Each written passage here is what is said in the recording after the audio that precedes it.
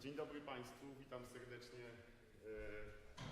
na dzisiejszym kursie mistrzowskim prowadzonym przez profesora Fritza Damrowa z Zurichu, wybitnego trębacza, który przez 20 lat był pierwszym trębaczem orkiestry Concertgebouw, która uznawana jest od wielu lat za najlepszą orkiestrę symfoniczną na świecie. Profesor Fritz Damrow w ostatnich latach ma bardzo wiele sukcesów. Praktycznie wszystkie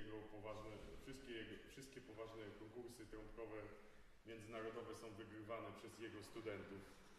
Także mam nadzieję, że dowiemy się wielu ciekawych i potrzebnych rzeczy. Chciałbym powiedzieć, że gościmy dzisiaj profesora Damrowa dzięki pomocy firmy Yamaha Polska, za co bardzo dziękujemy. And I will speak in English, so I just said welcome in Poland and some small thing about your career in the past, and it's nice to have you here. Okay, thank you.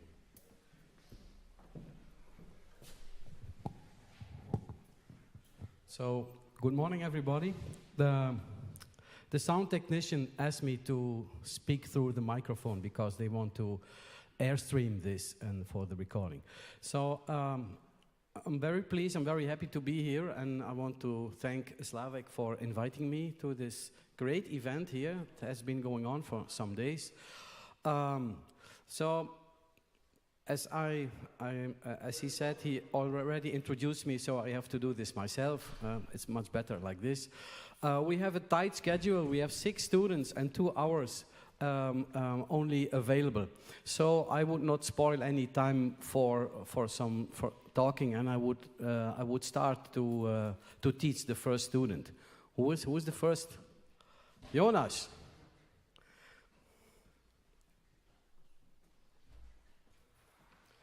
So, what are you going to play? I've got Damrow G major concerto. Mm-hmm. The beginning. Mm-hmm.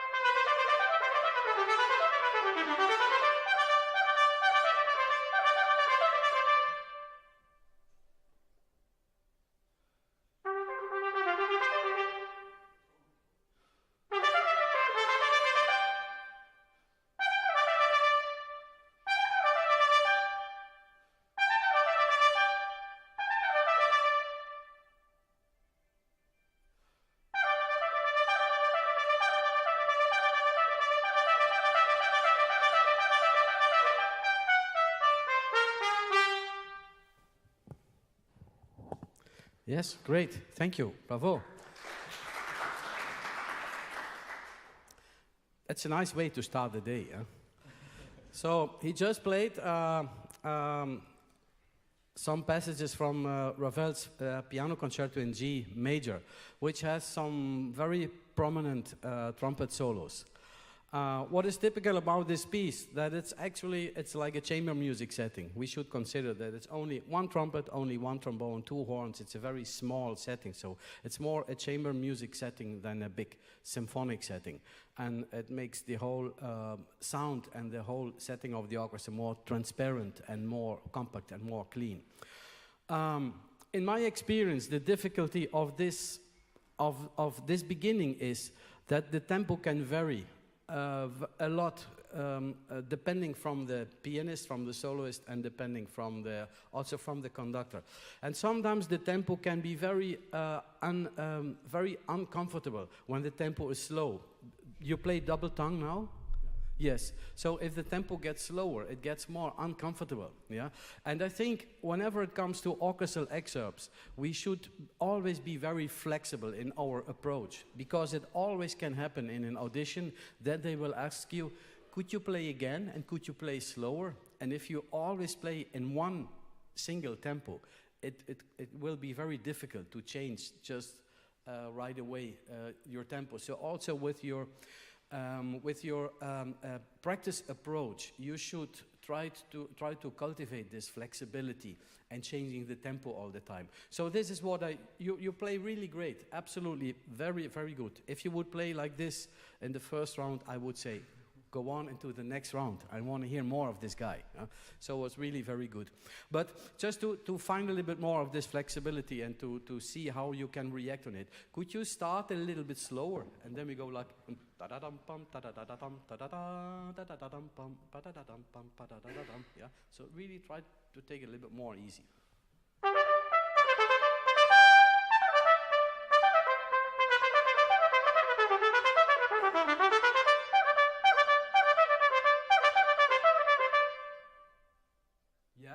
Okay, so thank you. Yeah. So what we hear now in this little bit slower tempo, it sounds a little bit less perfect than in the fast tempo. Mm-hmm. Yeah, the fast tempo sometimes can cover very small unbalances and uncoordinated issues. But when we play slower, it's like looking through a microscope. Then we hear a little bit better.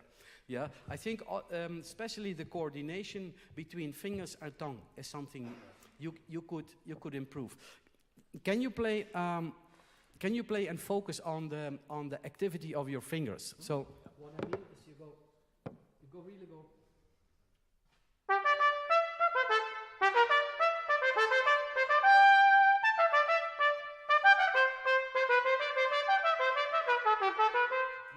Really focus on and play slowly.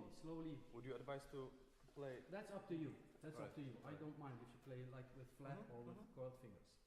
Yeah. So another idea for improving the fingers is like loosen the valve caps and go. So you have to go like this and have a lot of. Can you do this? Yeah, and a lot of energy in the fingers because it will make the connection between fingers and tongue stronger.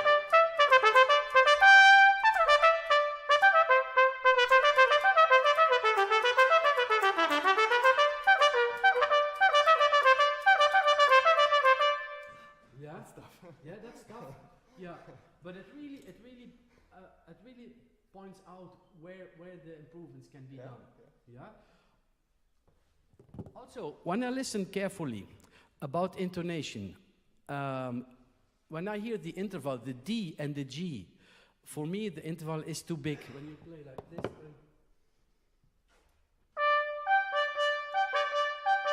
Yeah, the G is a little bit sharp and the D is a little bit flat. Yeah.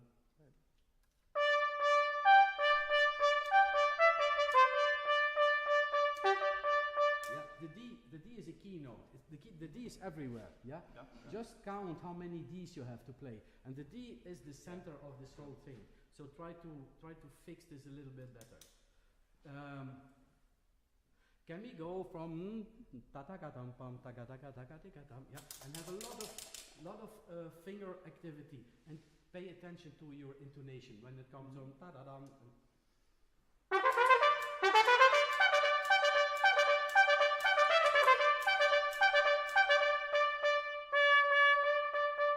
Especially the D was a little bit flatter.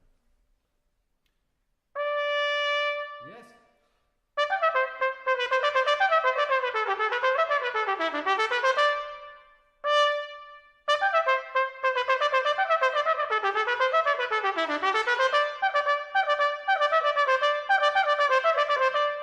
Yes? Okay. Good. Good. One suggestion I would give you for the ending, this sol. Do you in Poland, you know, sol, do, re, mi, fa, sol? You know this? Okay. Like in some countries they don't know what I'm talking about. When I say sol, la, sol, re, mi, what is this guy talking about? Yeah. So they don't know this French system. When you go this,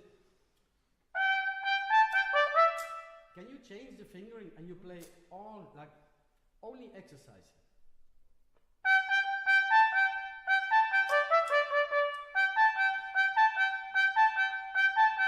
Play sol, la, sol, you play like this, and yes, yeah. when you play like this and don't change the fingerings, you force yourself to be more active with your tongue position or whatever you need to do. Yeah, but don't think about what to do. It will happen by itself because the activity gets away from the fingers and it gets in another place. Yeah, so this idea. And then later, yeah, will be very easy to do. Yeah, can you play a few times? Ta-da-dum, ta-da-dum, ta-da-dum. Yeah, can you play it? Ta-da-da-da-da-da-dum, ta-da-da-da. Again.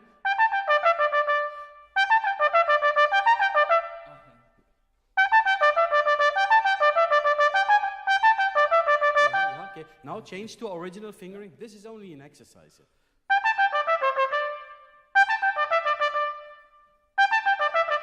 Yeah, you see how it makes your A more precise and more reliable. Yeah, because in the first. I feel more comfortable with those. Yeah, yes, but you know that's the idea. Yeah, so yes, good, very good. You know this is this whole passage is always a little bit tricky because it has to be so clean and so precise and so perfect. Yeah. Should I play lighter? No, I think you're. I've heard your recording and you play pretty. Yeah, it depends. You know, I think because I said before, it's more like a chamber music. I wouldn't play like really, on a big symphonic style. And this more French light music, I would lighten it up a little bit more and play more French. Yeah, but I think your style was good. Was really good. Mm-hmm. What else do you have?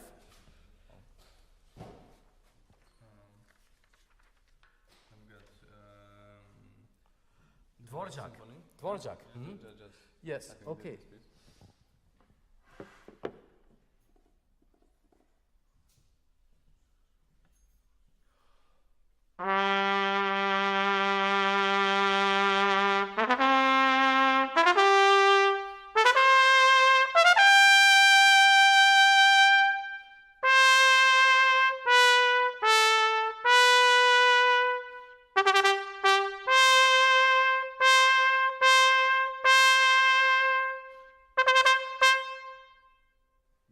Thank you.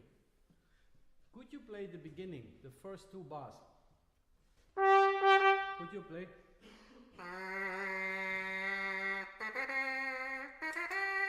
Only this beginning.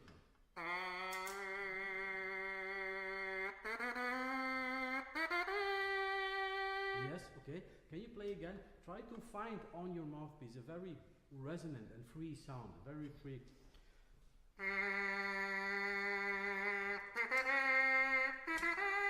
Because later, this is what you want on the trumpet when you play.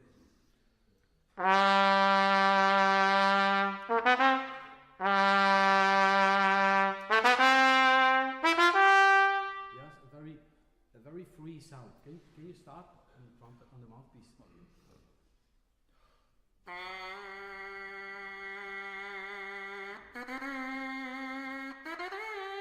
Yeah. Now the same on the trumpet, please.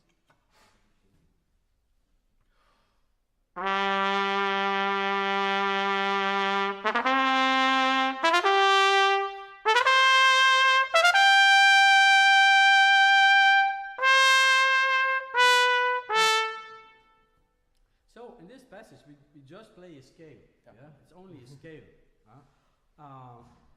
But the problem can be when we start too open. You can hear that in the afterwards your notes were a little bit flat. Mm-hmm. Yeah. So when you play your G in the middle, yeah.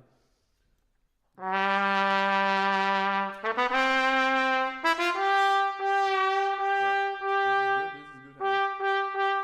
Yeah.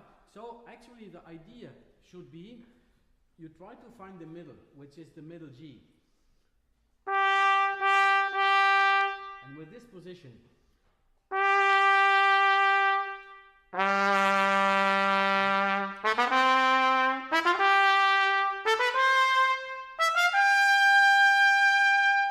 then you try to play with this neutral middle embouchure. You try to cover the both octaves. And the question, should I, because I try to play like 64th Yeah. here, It's just because I've heard this kind. Yeah. Should I play it slower? Yeah. As written. Mostly there is a tradition to play them very fast. Yeah, that's. Ta-da-dam, ta-da-dam, and not ta-ta-tam, Yeah. ta-ta-tam, which is actually written, yeah. So I think it's good to Yeah, play this so more keep it. faster interpretation. So can you play the middle? Yes, and keep this idea.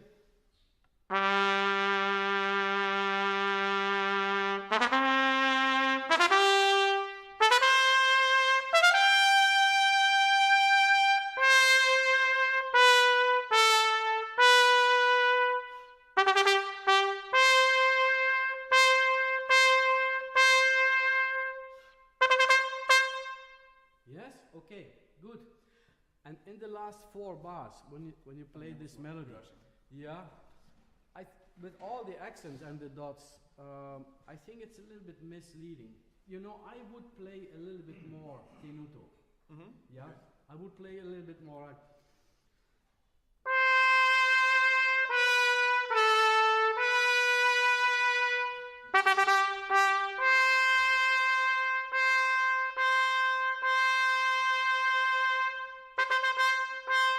Yeah, so I would stretch the notes a little bit, yeah? And not play too short.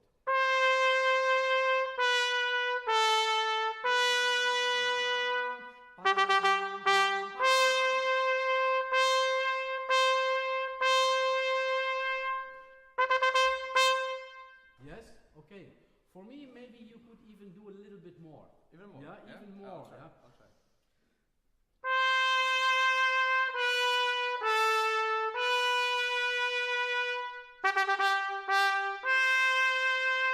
Think about a string player. Pam, pim, pam, using the full bow. Yeah, using full bow on each note. Yeah. Can you do again?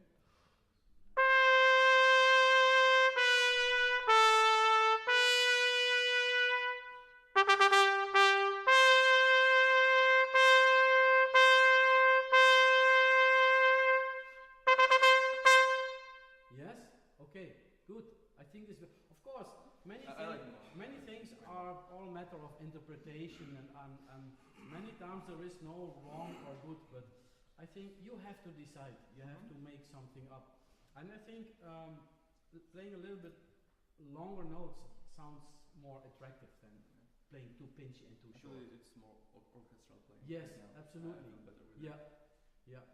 You know, many times we see this accents, especially when you play Bruckner symphonies. We have accents all the way through, but it doesn't mean that we have to play this very heavy accents. Many times it only means that the note should be articulated. Yeah, and also the staccato dots. It doesn't mean staccato all the time. Yeah? Many times string players, especially in older music, like in Haydn, Mozart, Beethoven, Schubert, many times string players, they have dots always. And the dot means that they have to change the bowing. It doesn't mean short. It just means like up, down, up, down, up, down. Yeah, and I think this is many times the writing tradition of composers, yeah, to make sure that you have to re-articulate the next note, but should not be necessarily short. I think too many times people translate dots with always playing short. I think that should not be the case. Good. Great sound. Beautiful. Very good. Okay. That's the last thing Yeah. I prepared. It is very simple. All my trouble is on a C trumpet it works because it's kind of smaller. It's about the piano playing, but on the B flat I sometimes lose the tension. So I know it for a long time.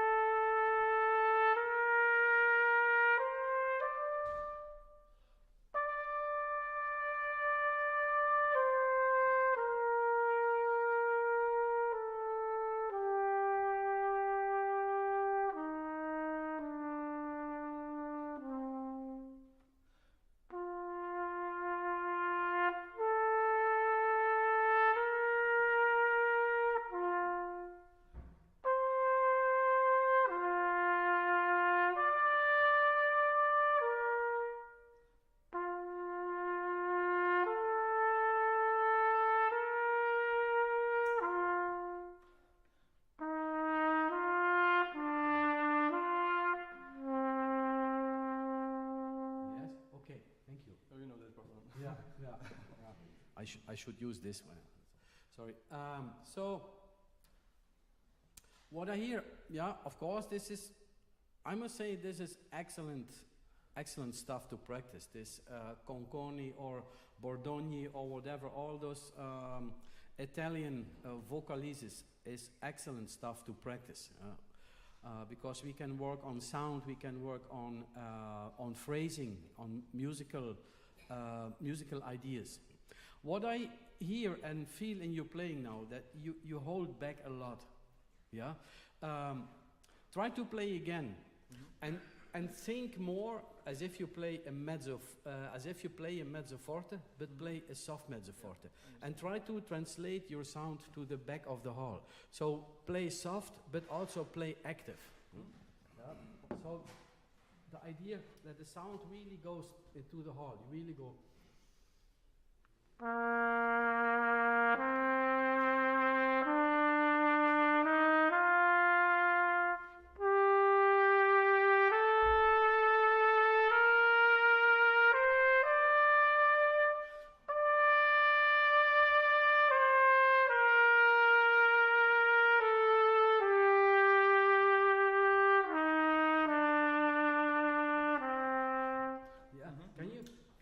Can you play by memory and try to transfer the sound?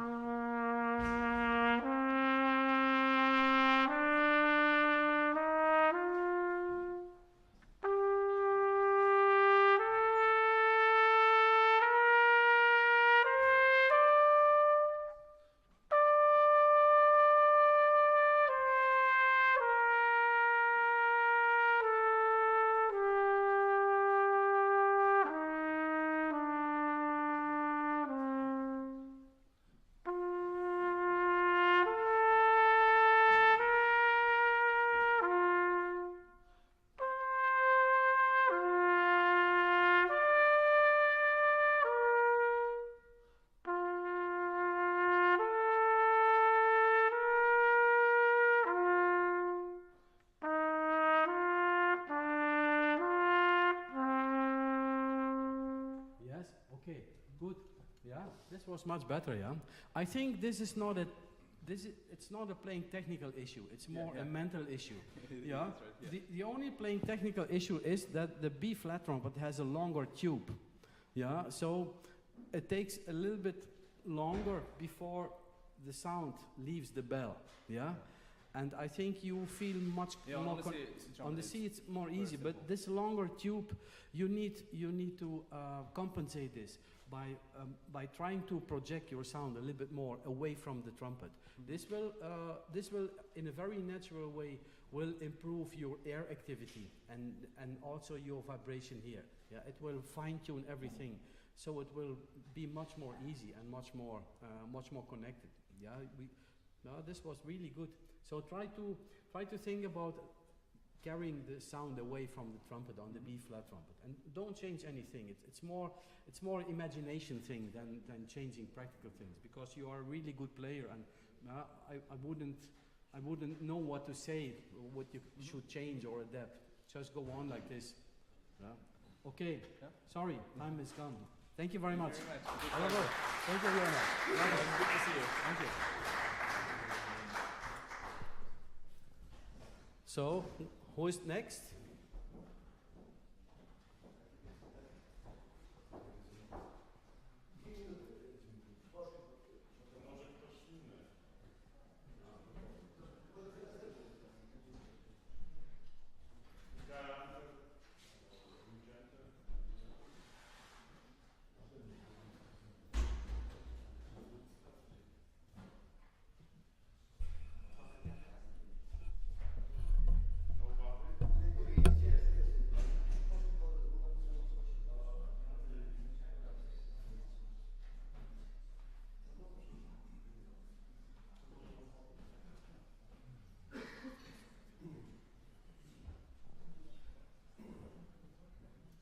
Hello. What's your name? Vicente. Vicente. Where are you from? Spain. From Spain? Yes. Okay.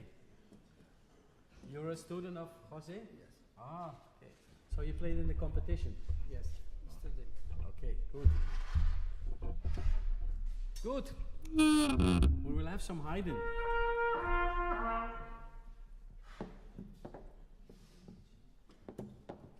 Start? Yes.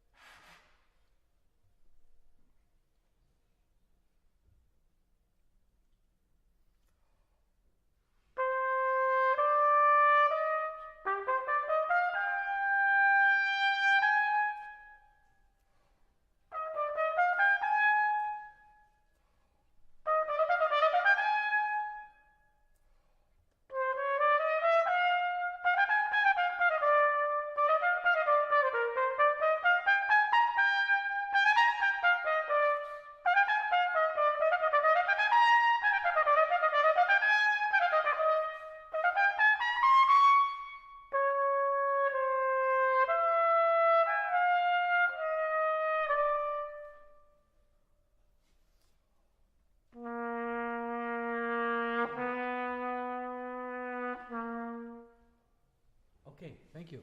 Good, thank you. Well done.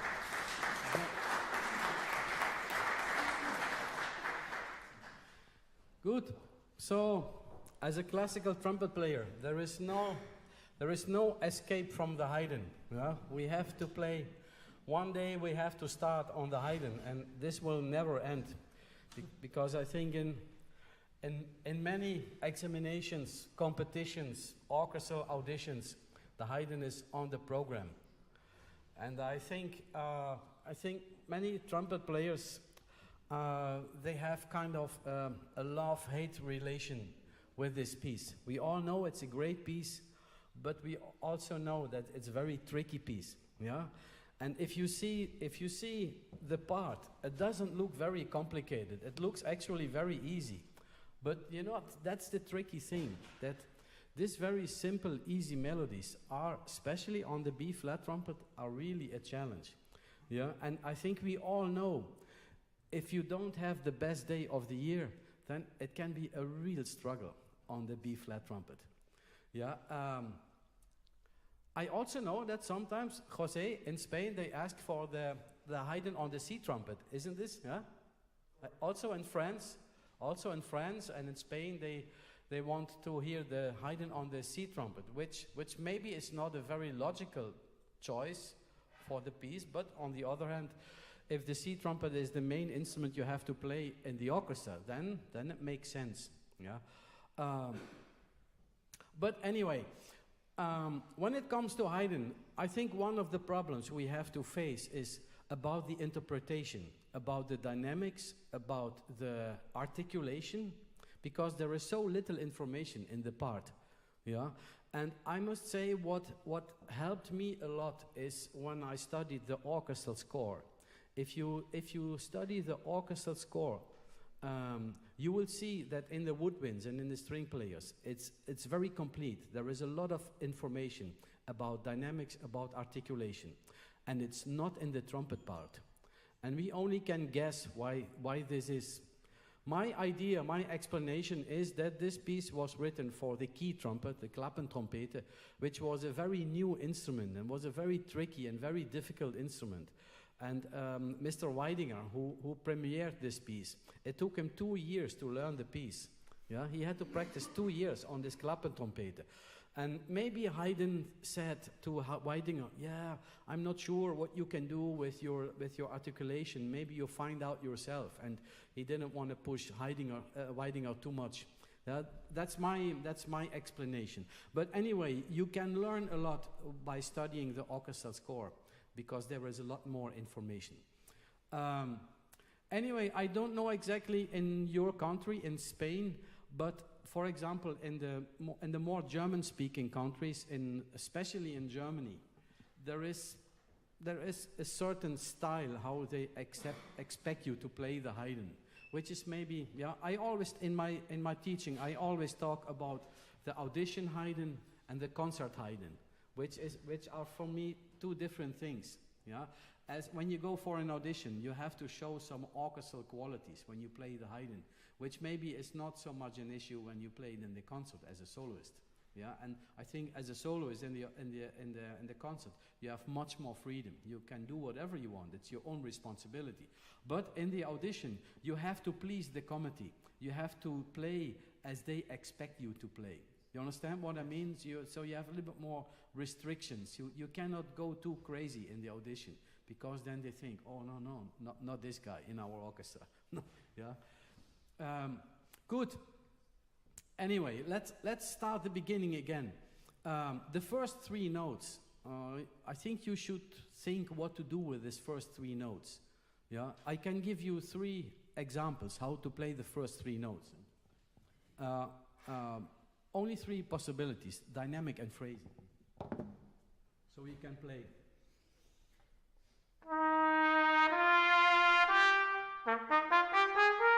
Yeah, so making a crescendo, the opposite.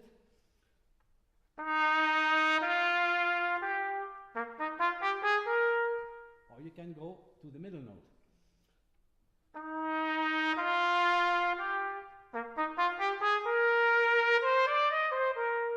Yeah, or what many people do, just play 3 same notes.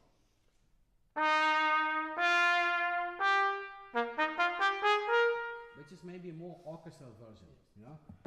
But somehow you have to decide what to do, yeah? And I think that's the main problem in the Haydn, to show an identity, yeah? And you are a good player, you are a really good trumpet player, but I hear you hesitating in your musical approach. I also hear little dynamic differences. I think you can play much more dynamic differences, and trying to play a little bit more with when the music is light, when the music is lyrical, when the music is more bold or more elegant. Yeah, try to put a label on each moment. Yeah, and I think when it comes to the beginning, and I think we all know that many times people are extremely nervous when they have to start the Haydn. But actually, we should realize that the beginning of the Haydn concerto is the most easy, simple beginning of all solo pieces. Yeah? If you think about the first 3 notes, what is more easy than this? It's not like the Thomasy concerto. It's not like the Jolivet concerto. It's not like the Böhme or the Aratunian or whatever. This is so much more simple. But still, many times people are so stressed in this beginning. Yeah, so just think about it. This is nothing. It's so simple. What we play is a scale.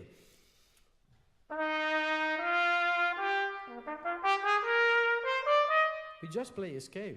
We play F major scale with some added notes. It's very simple. So there is no need to have a lot of stress here. And I think, especially in an orchestral audition, you can show 3 qualities, even in the first 4 bars. The first bar, you can show a nice sound. In the second bar, you can show some nice clean articulation. And in the third bar, you can show some melodic and lyrical playing. And I think this is what you don't do enough. You play the piece, but you don't convince me about your qualities. Yeah, so play with more identity, play with a little bit more, also with a little bit more courage. Yeah, and try to make more lines and more. Also, when you start on the A, don't think too soft. Yeah? When you go like.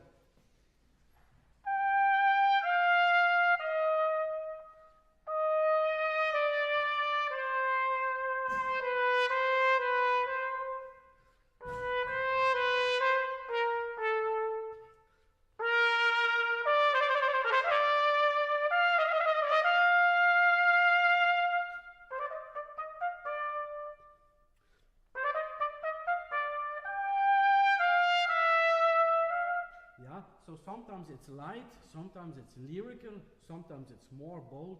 Yeah, so try to put a label on everything, so there is more contrast and more different colors. Can we go again from beginning? Pom pom ping, pom pom pom pom pom.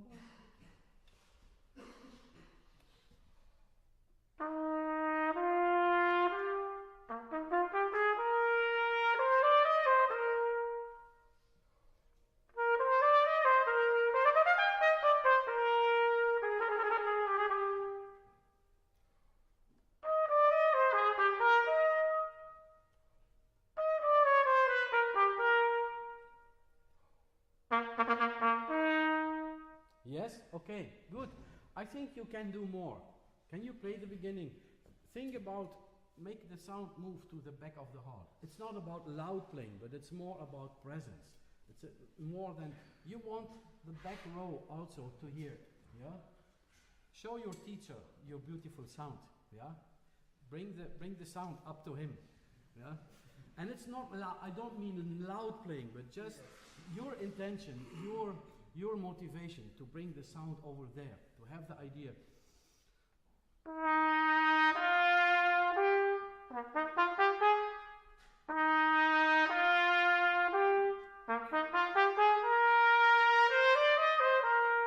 Yeah, to bring the sound there. And then later when you play.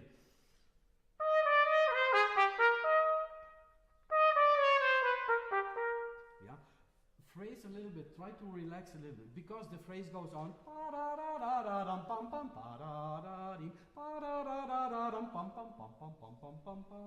Yeah, this is very typical from the Haydn. We play a few bars and rest, but the music goes on, and every time you play the Haydn, you should hear the piano or the orchestra doing the continuation, so you hear the complete idea. Yeah. Also, when you like la sol fa pa da da da da da da dee da da da da da da pa da da da pa da da da pam pam pam pam pam pa da da. It's all connected with each other. It's a very long phrase, and you only play some motives in this. Yeah. Can you go again in the beginning and just try to project a little bit more away.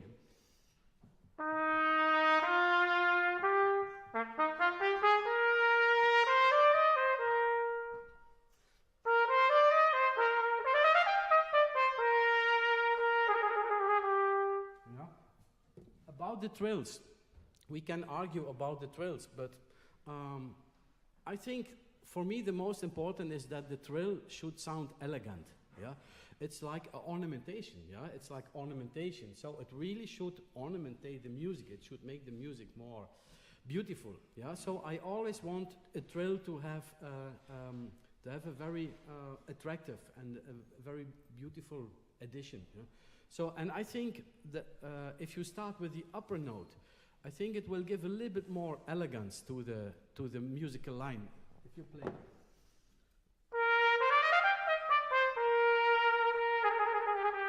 Instead of. Yeah, it's a little bit academical for me, yeah. And you can consider here.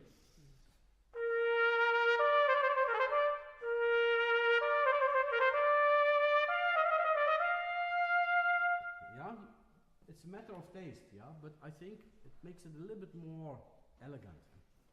Once again, the beginning, yeah? Just try to move the sound, yeah, to the back of the heart. It's not loud playing, yeah? But also the idea that, what I said to Jonas, you have to, the air has go through the trumpet. Don't play inside the trumpet, yeah? Have the idea. With my students, many times we go like,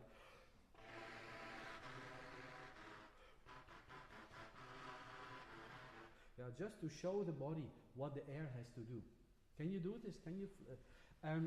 Every time I do a lot of this airflow exercise, every time you do this exercise, in your mind you should sing very strongly. Ba-da-dee, bum, bum, bum, bum, bum, bum. It all should be here. And this connection, this airflow and this melody in your mind.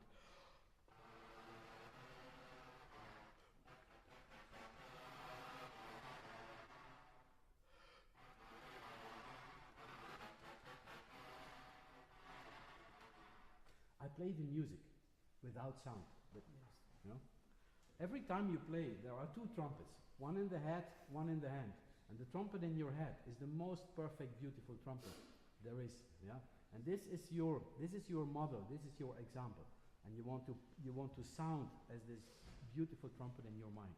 Can you do a little bit of this airflow?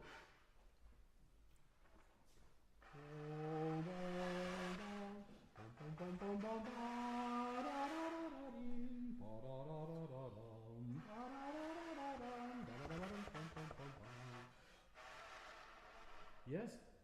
Now play and try to move the air in the same with the same activity.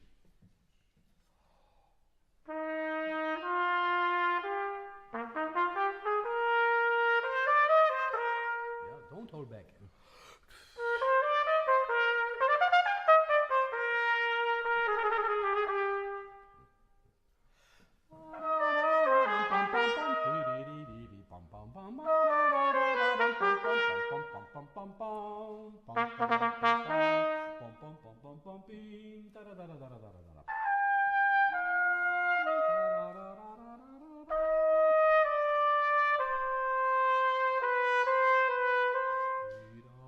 Molto legato.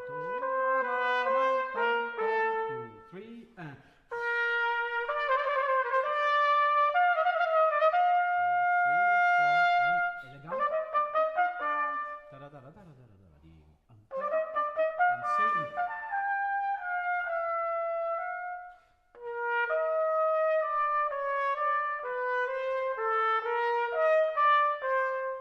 okay.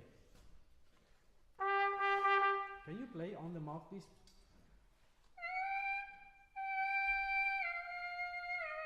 And now you play the first note, no tonguing. So no tongue, just move the air.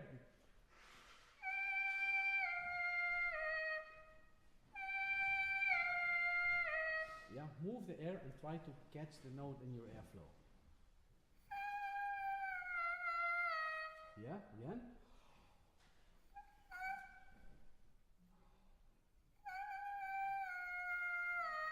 Yes, I hear a little bit hesitation in your airflow. Yeah, just give it a little bit more activity.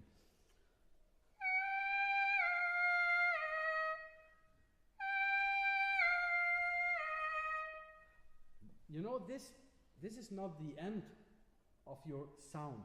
Yeah, this is the beginning. So imagine the sound and the air is away from the mouthpiece. It's all there. Yeah. This idea, yeah, to move it away from the body, away from the mouthpiece. Yes, yes, one more time. Yeah, now the same on the trumpet. Don't change anything, exactly the same. Again, move. Yeah, now add the tongue to this.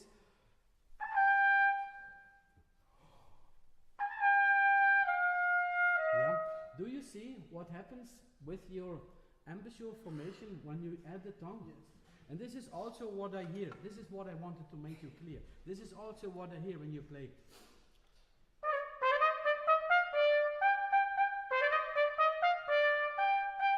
Yeah, your tongue does very minor changes in your embouchure.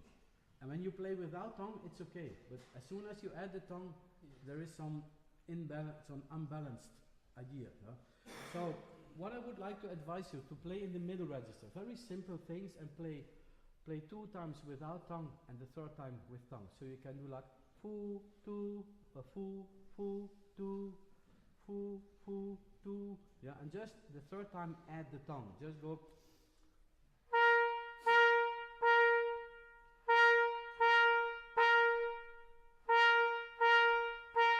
Yeah, can you do so? Foo, foo, two.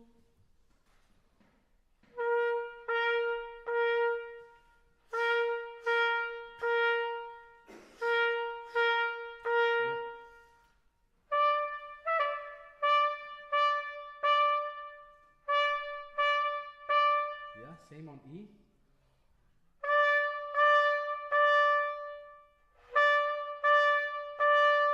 Yes.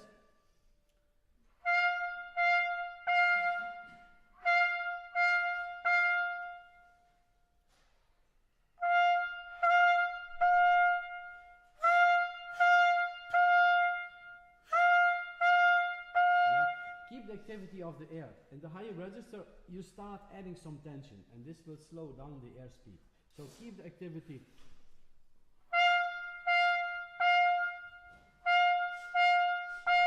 Yeah, keep the same idea, what we did on the mouthpiece. Yeah, away from, yeah, make the sound and the air move away here.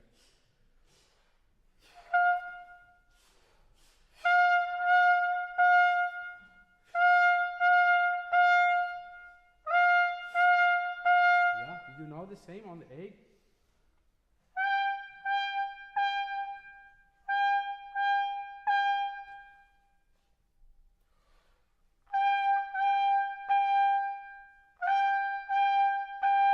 Yes? Yes? If you keep on doing this, you will find a more stable concept for entering all those.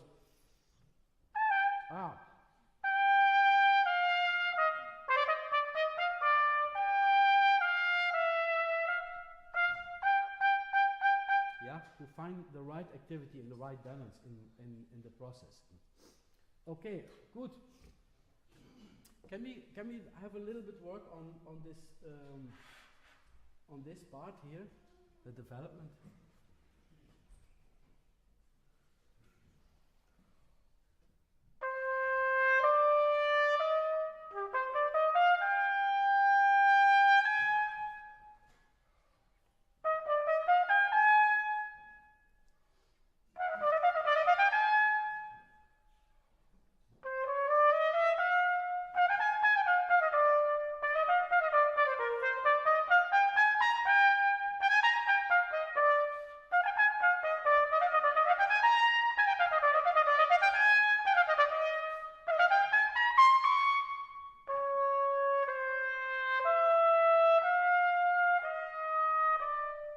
Yes? Okay, good. You know, if we succeed or not on the high E flat in the end, it is very depending from how we play before. Yeah? So the more flexible and easy and balanced you play before, the better possibilities you have to make it good until the end. Can you play this 16th passage? I will show you what I mean. This is a little bit in the direction of James Stamp idea, with adding fermatas, with adding outline notes. I will show you what I mean. You start.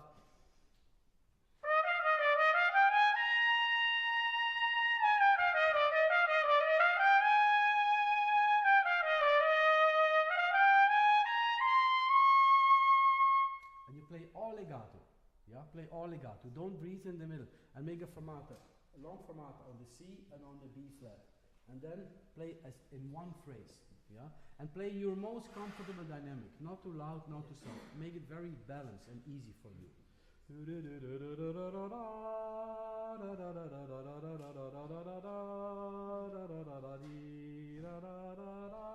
Yeah, all legato from beginning to end.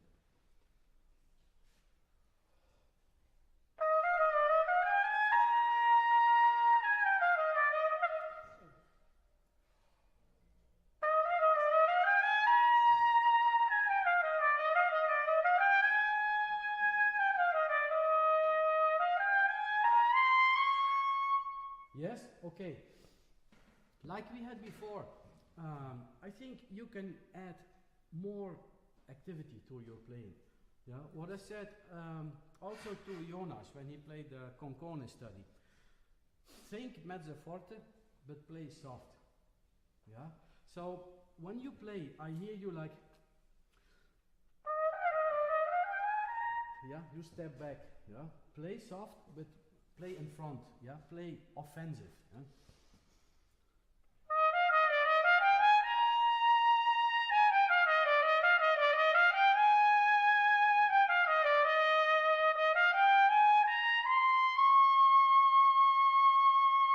Yeah, always play here, play there, yeah. Don't hold back, not here.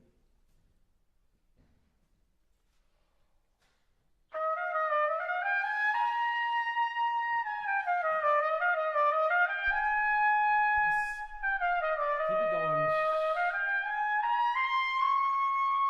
Yes, this is getting better now. Yeah? I think every time we have to improve something, we should be fair to ourselves and not expecting perfection in 1 minute. The most important thing is that we are able to improve our playing. And every small improvement is also a small success. Yeah? And I think this is important, to be able to make small steps. And many small steps at the end is a big step. And what I hear now, this is better now. This is getting better. And this is how you should go on. And then later you can add some some articulations like in the original and more moving to the original. So the next step is you go like,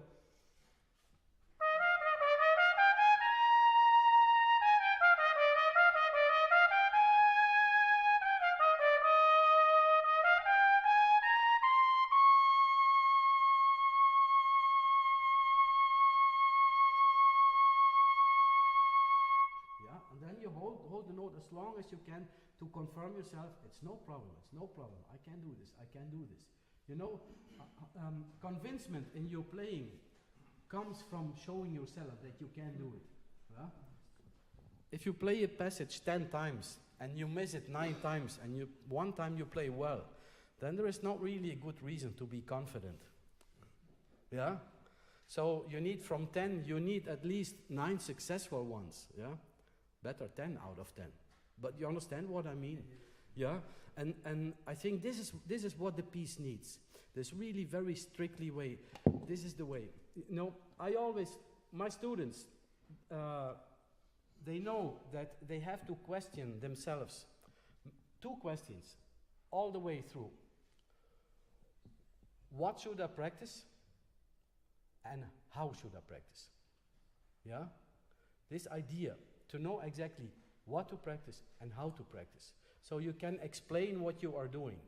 I think many music students all over the world, they practice for many, many hours a day without having a real concept, without having really a goal in mind, and also without having really a clear and efficient practice concept. Yeah, they spend many hours, maybe without just repeating the mistakes. If you repeat the mistakes all the time, how can you imagine to improve your playing? Yeah, and the body doesn't know what is right or wrong. And if you play with a bad habit, this bad habit will be stored in your system and in your muscle memory, and this is how you will play. Yeah, and this is the danger of repeating too many times the wrong things. Yeah, your playing gets worse.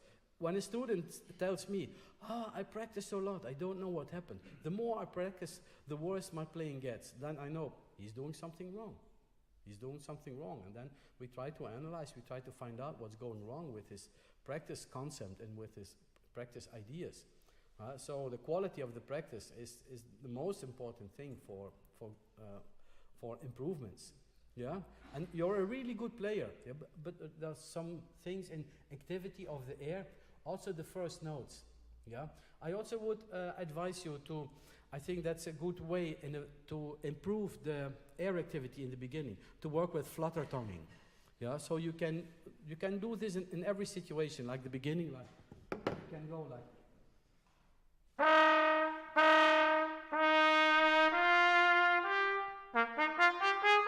Yeah, so you can, whatever you play.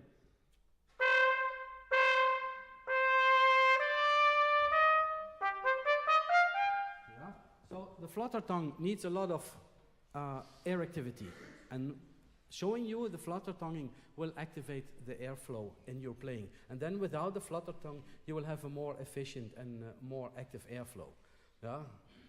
I think a very important practice concept is that playing the trumpet is a physical activity.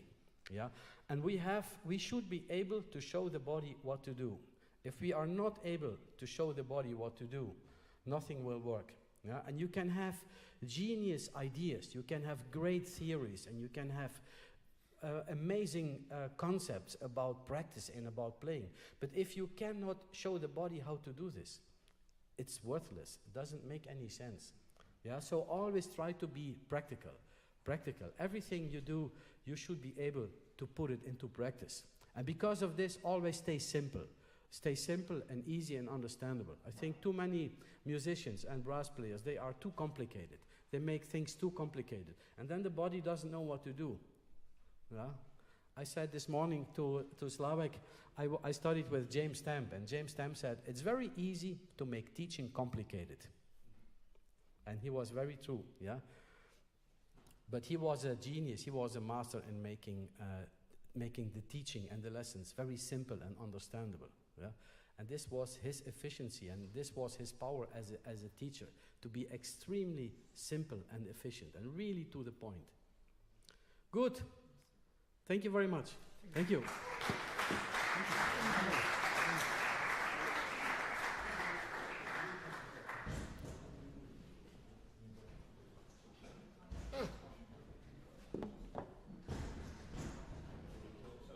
Hello. Good morning. Good morning. What's your name? Joachim. Joachim. Where are you from? I'm from Poznań, from Professor Green. Okay. Like to play the caprice. Okay.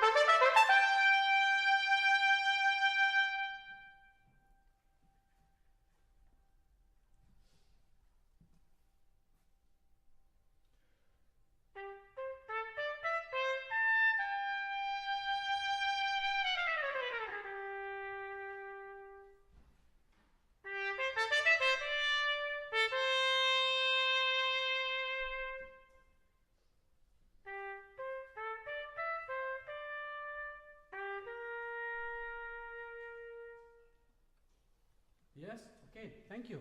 Thank you. Bravo.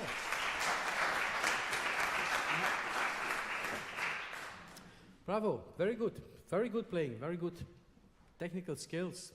Good, really good. Let's go back to the beginning.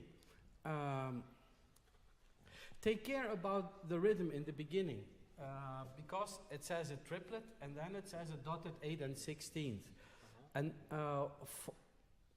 to my idea, you play too much like triplets all the time. Instead of yeah, so try to show this difference. To be more.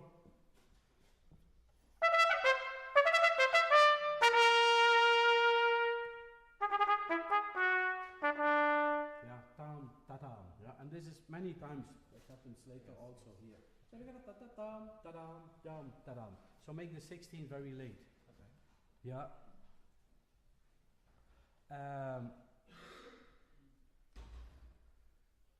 So show really this echo idea. So like a statement in the beginning. You know, this beginning should sound like a. Did you play with piano the piece? Yes. Yeah. So you know that the piano start with some very dark chords, very misterioso. Yeah. And then suddenly there is this trumpet. Should be like a huge surprise. Yeah? And then really this echo. Try to have a lot of variation in this echo. And then in the second.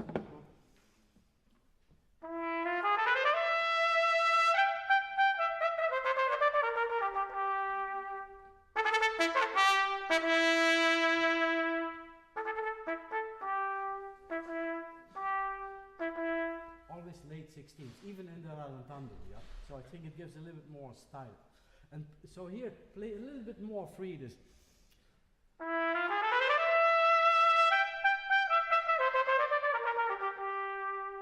so a little bit more, yeah, within the freedom, a little bit more ad libitum.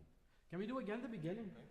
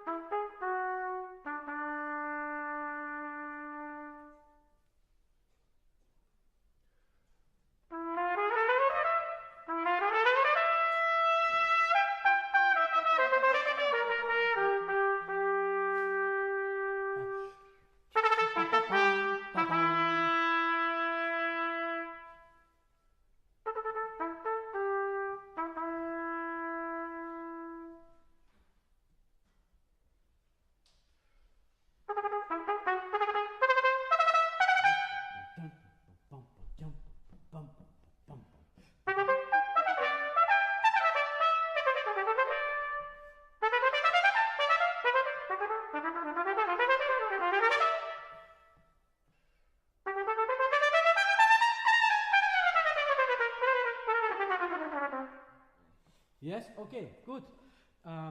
You play double tongue. Yes. Okay, good. Yeah, that's okay. My single tongue is very Slow. It's too slow for this. Okay. piece, and Yes, you know when it comes to articulation, single or double tongue, I will never say a student he has to play single or he has to play double tongue because it's so individual. Like he said, yeah, I have a very slow single tongue. Yeah, then you have to use the double tongue, yeah, a little bit more. But some other players, they have a extremely fast single tongue and they almost never need the double tongue.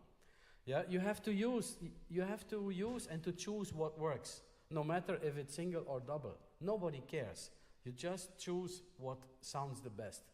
Yeah, and you should not think, I play double and he can play single. So what? As long as it sounds good. Yeah, it doesn't mean that you are a weaker player because you have to use double tongue. No, not at all. As long as it sounds good, everything is okay. So don't care about this. Yeah, just do what works. And you have to find out yourself. I would like to say something about your intonation because I think your D's and E's are sometimes a little bit flat. You know, when you play it.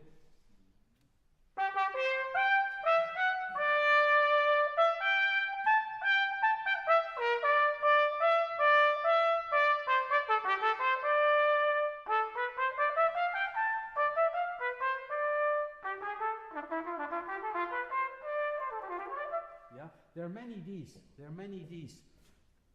So can you focus a little bit more on this? Yeah?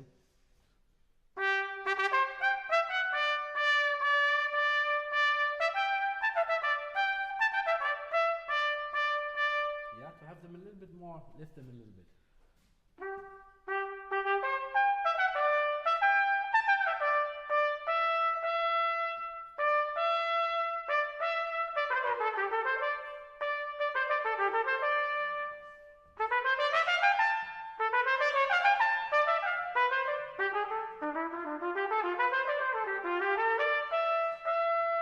Yeah, yes.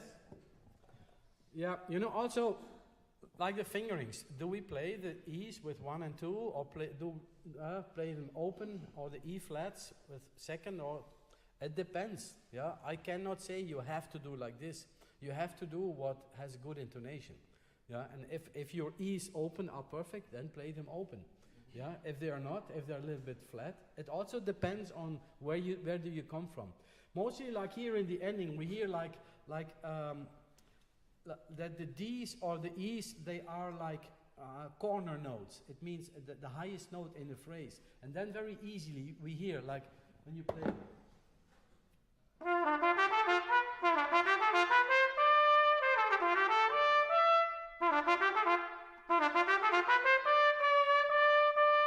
Yeah, very easily we hear when this note is out of tune because it's the highest notes in this moment. Yeah. Yeah. Can you do again from beginning? Ba ba bam bam da da da. Yeah, let's play a little bit slower to find intonation.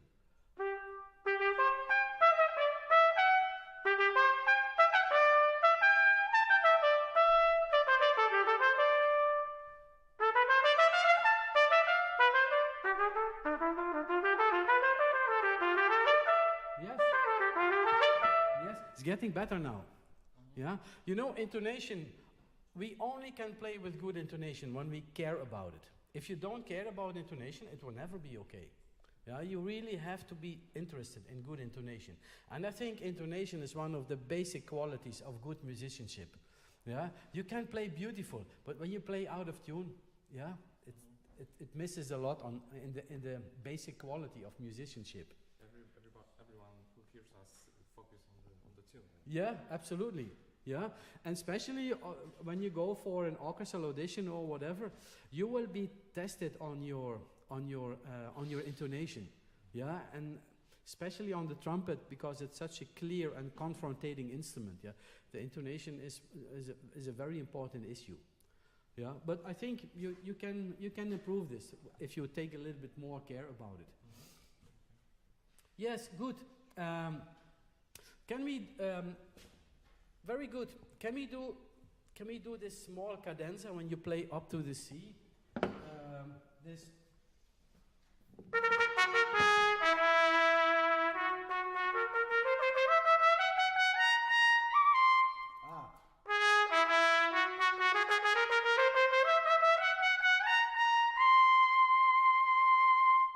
Yeah. And when you go to the high C, don't force it. Don't force it. Try to control it, but don't go too loud and don't add too much power and violence to it. Yeah? Okay. Can we do this?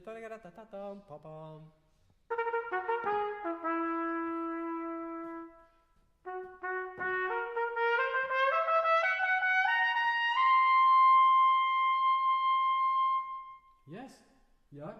You know, and I think it doesn't need to be louder. I know it says a crescendo, but I like this much more than before. It was a little bit too much. Yeah? I Good. focused on the crescendo and Yeah. I didn't realize how should it Yeah. be. Yes, I think a rule is not which can help you. Don't be too soon with the crescendo. Start the crescendo only from the E or the G flat. So take it easy with the crescendo.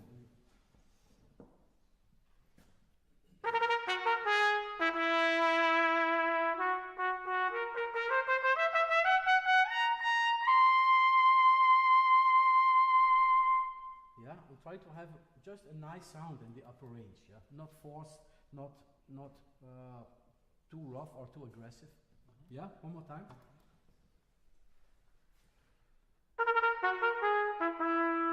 Also, ta ta ta ta ta Okay. ding ta ta late 16. Ta-da.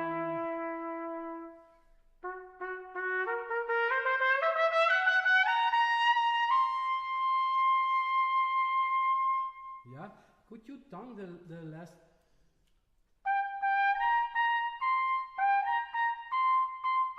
Yeah, could you have a little bit more tonguing on the last one?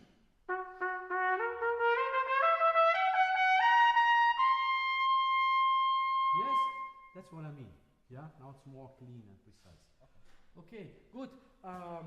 Let's now go on with this more slow melody here.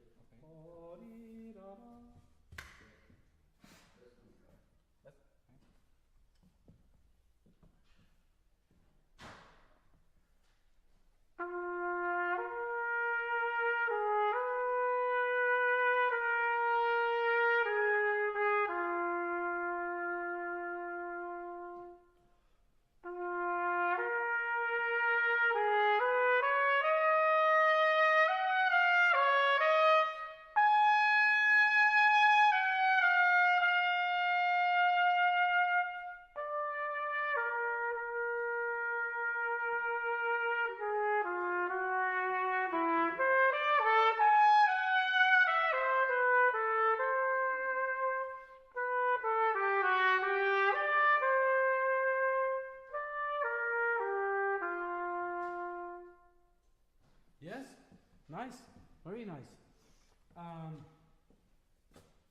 Let's see.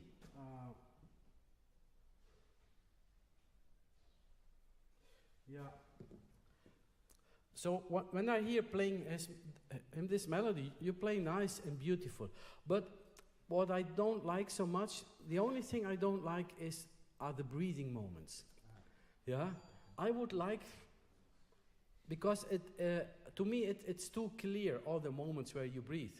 Of course we have to breathe, but on the other hand, I think we always should breathe where it fits the music and not where it is easy for us. Yeah, where it's easy for us, the breathing might disturb the music completely. Yeah, and I would like to have this very long phrase. Yeah, so maybe it's possible to play a longer phrase. So you.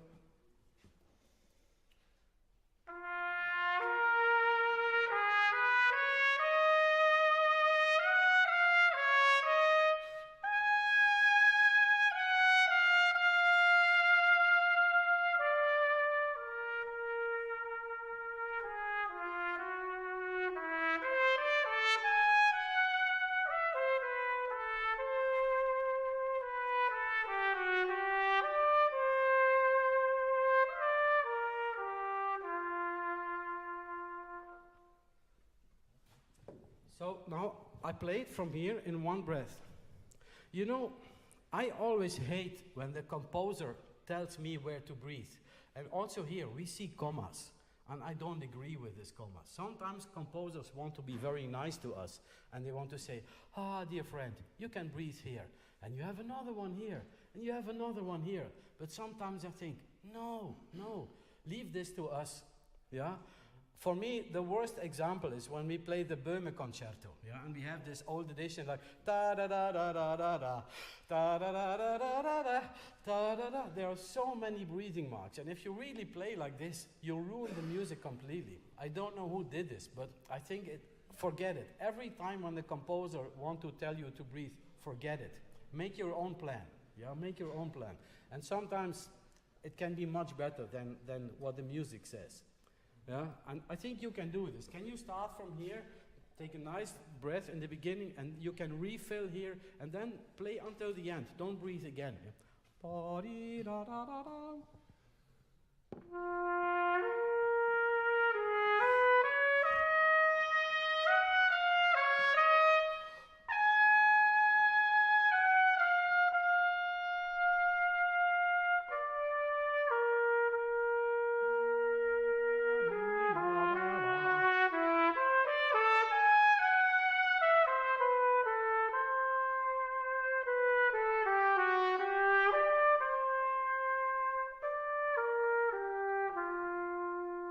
Yes, bravo. Much more beautiful like this. Yeah, you agree? Yeah, I I thought it would be hard, but Yeah, it's not yeah, so hard. yeah. Enough. Yeah, he said, I thought it would be hard, but if you never try, you never know. Yeah. And of course, we always should work on our breathing. We always should try to find, a lot of air and a lot of breathing capacity.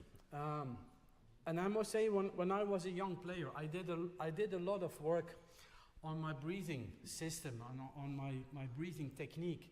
Because when I started to play in the orchestra as a young player, I was a little bit afraid that I could not really continue being a principal trumpet in a big orchestra. Because I said, I'm a small guy, I'm not a big, I'm a big guy with 10-liter lungs.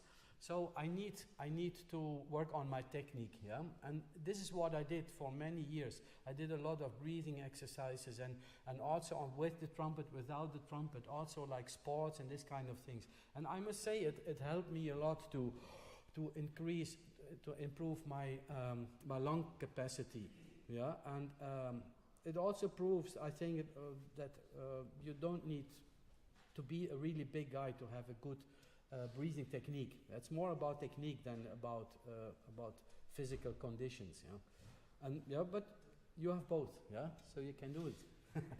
Yeah, good, very good. Let's do a little bit of the. Let's also do this last phrase.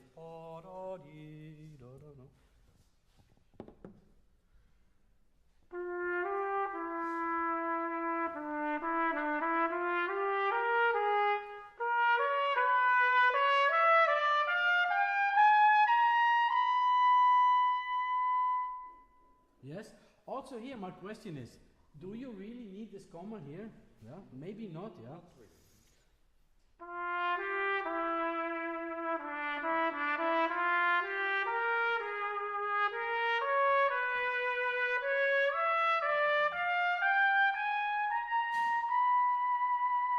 Yeah, I think you don't need it, and I think it's more beautiful. Okay. I think when you listen to really great musicians, no matter if they play piano or trumpet or cello or singers or whatever, many times if we listen to really great musicians, they always have the tendency to play long phrases. They always want to play long phrases and not short phrases. And I think playing long phrases is more attractive because it keeps the music going and it keeps the attention from the listener. If you make too many breaks and too many commas, it will sound like a storyteller who is not a storyteller. Yeah, so have very short statements. Yeah, make connections, and I think the breathing can help to show the length of the phrases. Can you do this and just play the whole thing in one breath? You can do this easily.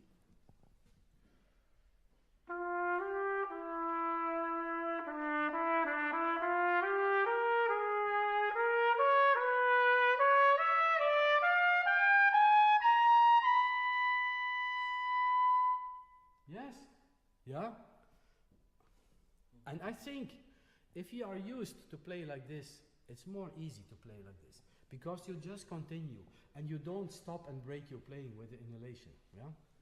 Sometimes brass players, they take inhalation and think it gives more security. But I think this is fooling ourselves. Sometimes it's better not to breathe and to continue and to keep the process going. Yeah? Keep it going. As long as it is well and you have air enough, keep it going. Yeah? But of course you have to work on your breathing. Yeah. Some years ago I think it was in Greece, I was doing a masterclass, and another teacher who was there was Jay Friedman. He is the principal trombone in Chicago Symphony for I think 150 years now, yeah, and at least. And I sneaked into his class. He was teaching, and he was working on this Rochu, on this Concordia Bordogni vocalises, what trombones like to do. And I think afterwards, I thought, man, I jumped in the right moment.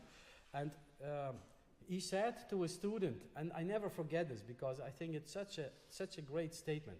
He said, when it comes to air, it's better to have it and not to need it than to need it and not to have it.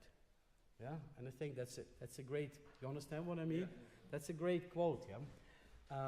Of course, maybe for trombone and tuba teachers, this is even more an issue for us. But also for us, yeah, it's better to have it and not to need it, yeah? So always fill the tank, always be very, very generous and very active with your inhalations, because air is energy, and it makes playing so much easier if you can use if there is enough air here and you can use it, yeah? So this is all forming habits, yeah? Inhaling and using your air. You have a good sound. What trumpet is this? Van Laar. You play also Van Laar, yeah? Okay. Sounds good. Thank you. Okay. Bravo. Thank you. Thank you.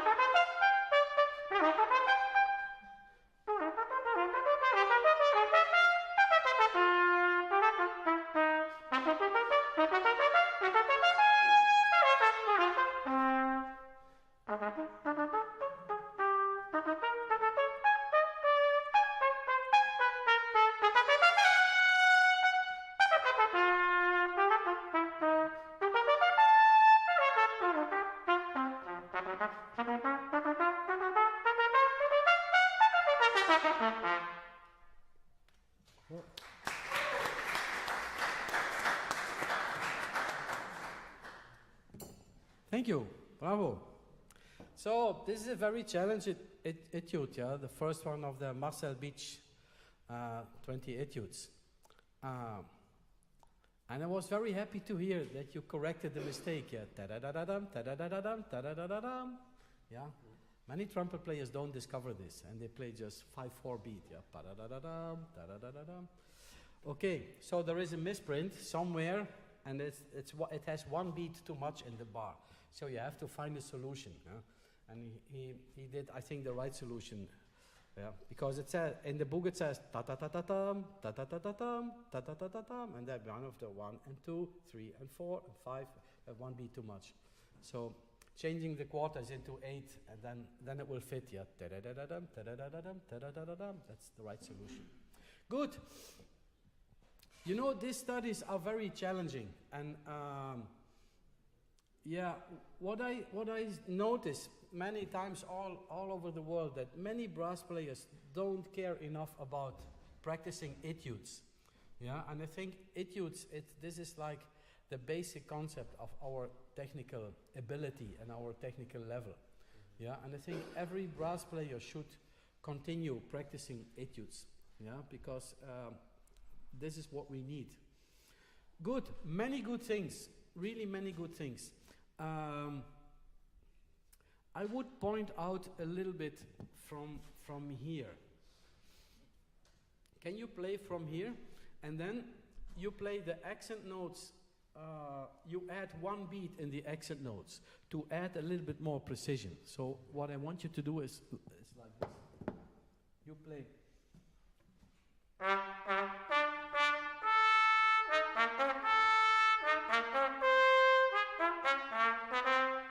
can you play like this? Pi da pa pa pi da pa pa pa.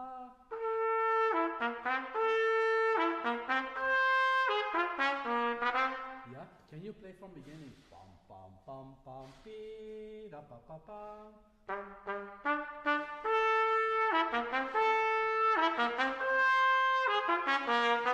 Yes, now original.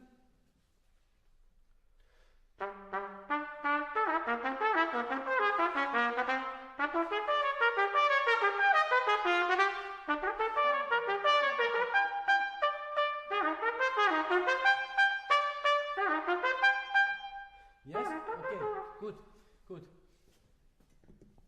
The reason for this idea is that before, when you played, these accent notes were not always right in the center. Yeah, they were not in the right position. But now it's better. Once you show this idea, this is what I said before. You should be able to show the body what to do. And if you hold the fermate, you have more time to control the note and also to control the pitch and the sound. Also later, you can use this a little bit, because many times when we play slurs down like this,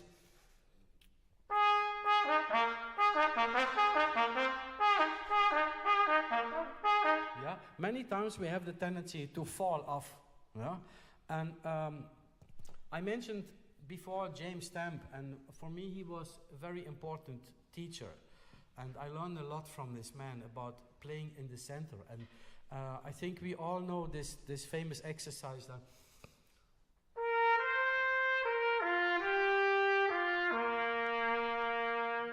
I think many trumpet players know this exercise as a warming up exercise, but it has much more than this. And many trumpet players still don't know why the exercise is like this. Why do we have to play the exercise like this? And why is it not like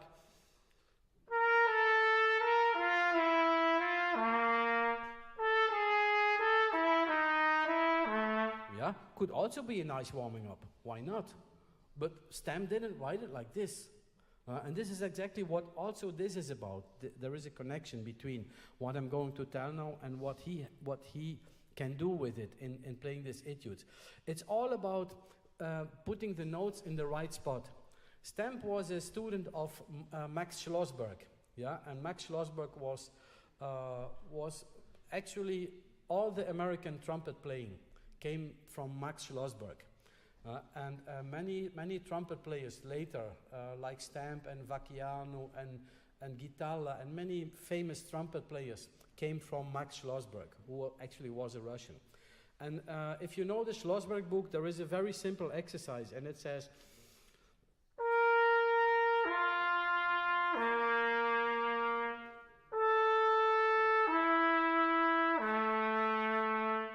very simple, but very nice warming up exercise. And Stamp was using this exercise in his teaching system.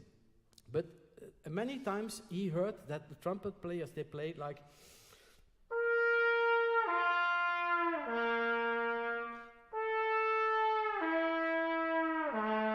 yeah, so they pushed down the note before ending it, yeah. So Stamp was thinking about an idea how to avoid this. And then he came up with this added note. So he thought, before we go down, we first go up. Yeah? And then he added this.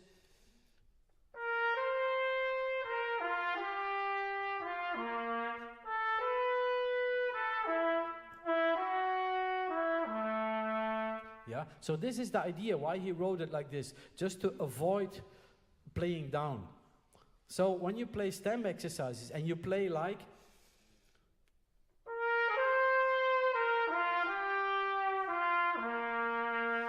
yeah, so if you play like this, you have no understanding about what the idea is. Yeah, and the Stamp exercise is all about finding and keeping the pitch center. Yeah, every time when we play like the basic scale exercise, like,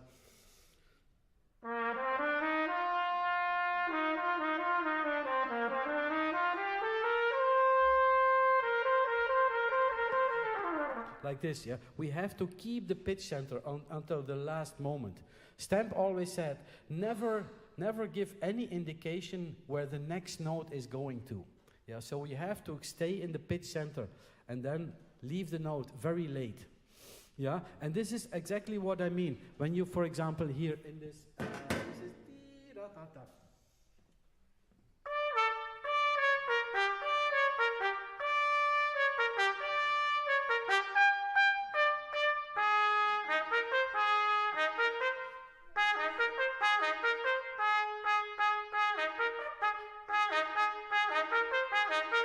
Yeah, these notes can be much more in the center.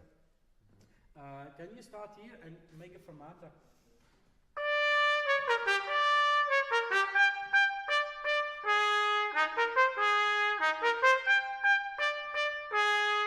Yeah, just like this. Accent. Yes, yeah.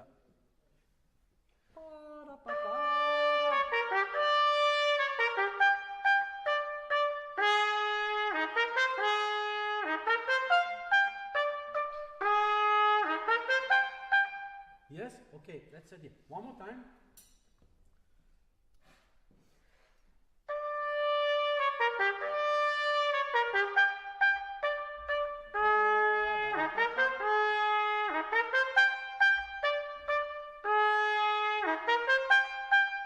Yeah, okay, good. And now you play without fermatas, but keep this idea as if you want to play the fermatas, like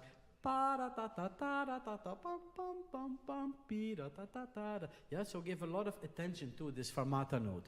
Play original rhythm, all 16s, but keep the concept. Don't leave the concept.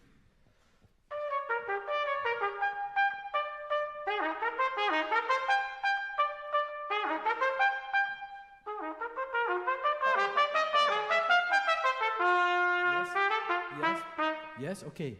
Do you also notice that your whole playing is more clear and clean now? Yeah? And I can focus on the first note. Yeah. Yes? So this is also a very, very important concept in this whole stamp system. Stamp said every note is the result of the previous note. If the previous note is not okay, then you will have problems with the next note and with the over next note. And this is the idea of fixing this, fixing with these fermata notes. So we have some main notes we focus out. This is the outline, and we fix these notes, and we add the other notes to this very solid and correct framework. Yeah, and I think working with fermatas is a very simple and practical idea to improve your playing, because it really points out what is important and where the improvements can be done. Yes, good.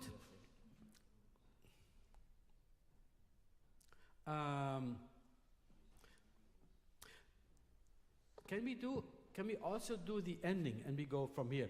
Pa pa pam pa pa pam pam pam pam ta ta tim pa pa pam pam.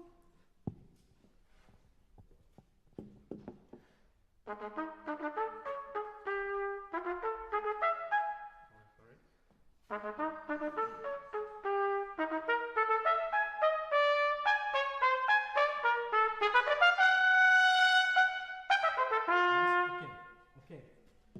Good.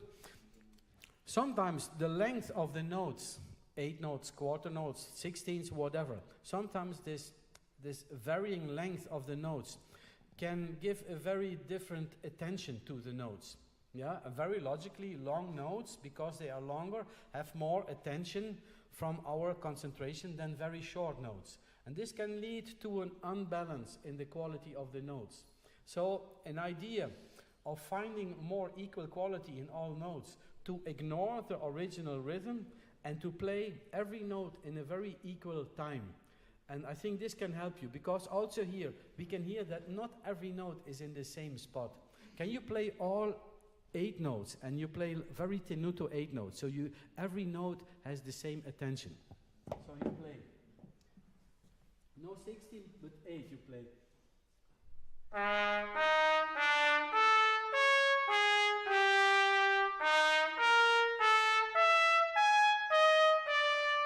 Yeah, can you play like this? Pam pam pam pim pam.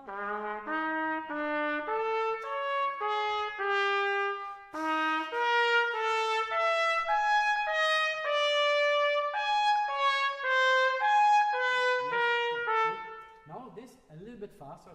Ba ba ba ba ba bee ba ba ba ba bee. And listen to the interval.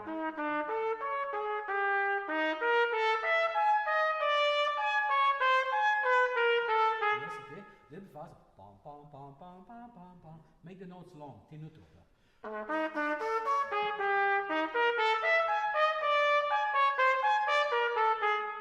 Yeah. Okay. Can we also do?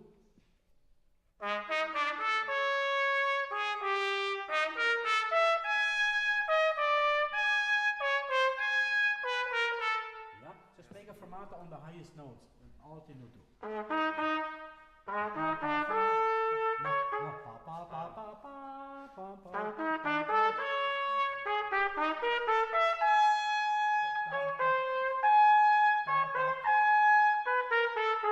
Yes, now without fermata. Bam, bam, bam, bam, bam, bam, bam.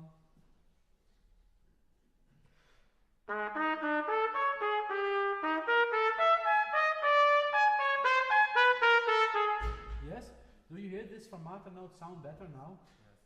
Yes. Yeah? So, what I try to do now, he is a good player, yeah? We only heard good players today. Yeah, really, I'm really amazed about the level of playing we heard today. But I think there is always work to do. There is always things to improve. And I think the better you play, the harder work it is to make improvements. Yeah? And the efficiency in your practice, to know exactly what to do and how to do this. Yeah? I think this is important. And this ideas I give you now can bring you more on the right spot, can make you more precise and more correct, and it will have your sound better intonation and a better resonance. Yeah, and I think this idea, what we did with the fermata notes, with uniform the rhythmical structure, yeah, it gives you a more solid framework for the original idea later. Yeah. Can we do this again with the fermata notes? And you go like.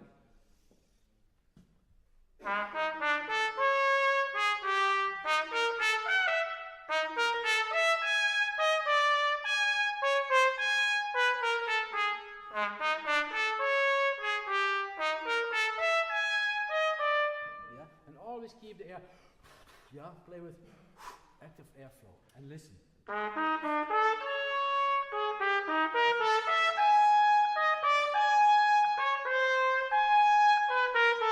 Yes, now without fermata. Bam, bam, bam, bam, bam, bam, bam, bam, bam, bam, bam, bam, bam, bam. All 8 notes.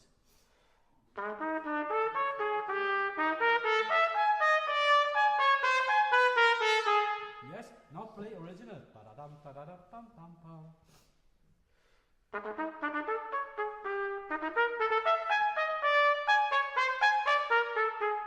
Yes? Okay, good.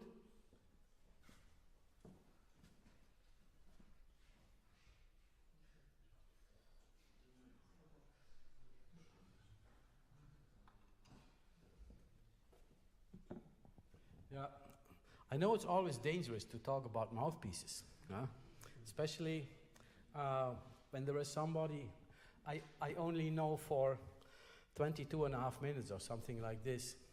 But my impression is that you could use a little bit bigger bore, because I hear your upper notes are a little bit flat, and you feel a little bit too much resistance in the higher notes.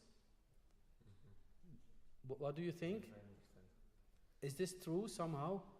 Do you recognize what I tell, or is this complete nonsense what I'm saying? You can tell me. It's okay for me. With my teacher. Okay. Yeah. Yes, of course. I wouldn't say you have to do this, but think about it. It could help you. Yeah. I think this is a very simple idea. Of course, it's always tricky to talk about mouthpieces because there are millions of mouthpieces on the market, and a mouthpiece is like a pair of shoes. It has to fit, and my shoes doesn't fit you, and the other way around. And we have to find shoes that fit, and we have to find a mouthpiece that works yeah, for our that fits our playing style, our air energy, our embouchure setting. Also, the style of music we play, the corrections in the sound we want. Do I want to have my too bright sound a little bit more dark, or do I want to make my too dark sound a little bit more bright, or whatever? Yeah, a mouthpiece can help. It never is the solution, but it can help. Yeah, and and many times I hear people playing flat in the high range, and I think sometimes a little bit opening the bore can correct this intonation, and also can give a little bit more freer feel of playing, so you have the feeling not struggling and fighting so much in the high register. Yeah, and it only could be a hair. Yeah, it's only a tiny little bit. You should do not this yourself with a drill. Yeah, and take a 5mm drill and go like this. Then you can. So this is really work for the specialist. Not everybody. Yeah, there are not many people who really can do this very well, because you have to be very careful. Yeah, because there should be a cylindric part in the mouthpiece. Should not be too long. Should not be too short. All has an influence on the other things, but there's only a small suggestion I would say to you should think about. Keep on working. Sorry? Individual thing. This is very individual thing. Yeah. It's very individual. Absolutely, it's very individual. Yes, we have to be careful. Yeah, and it's only some idea, and not like really like something you should do, but you should think about it. Yeah, I think if you keep on working like this with this idea, with the fermatas, and with this working on an outline, yeah. So to point out the important notes, and to add the other notes to these important notes, will give you a more solid framework, and which gives you more stability in your playing style. Good, thank you. Bravo.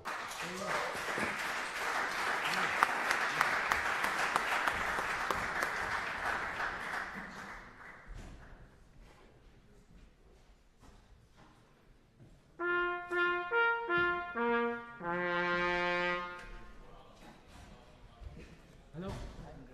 Gregor.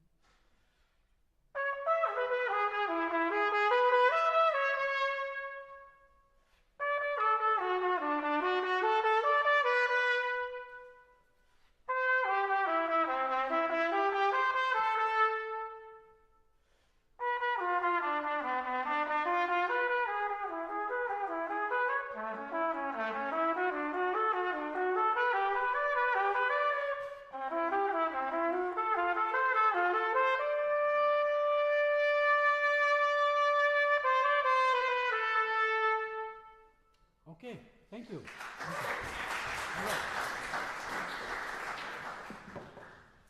Good.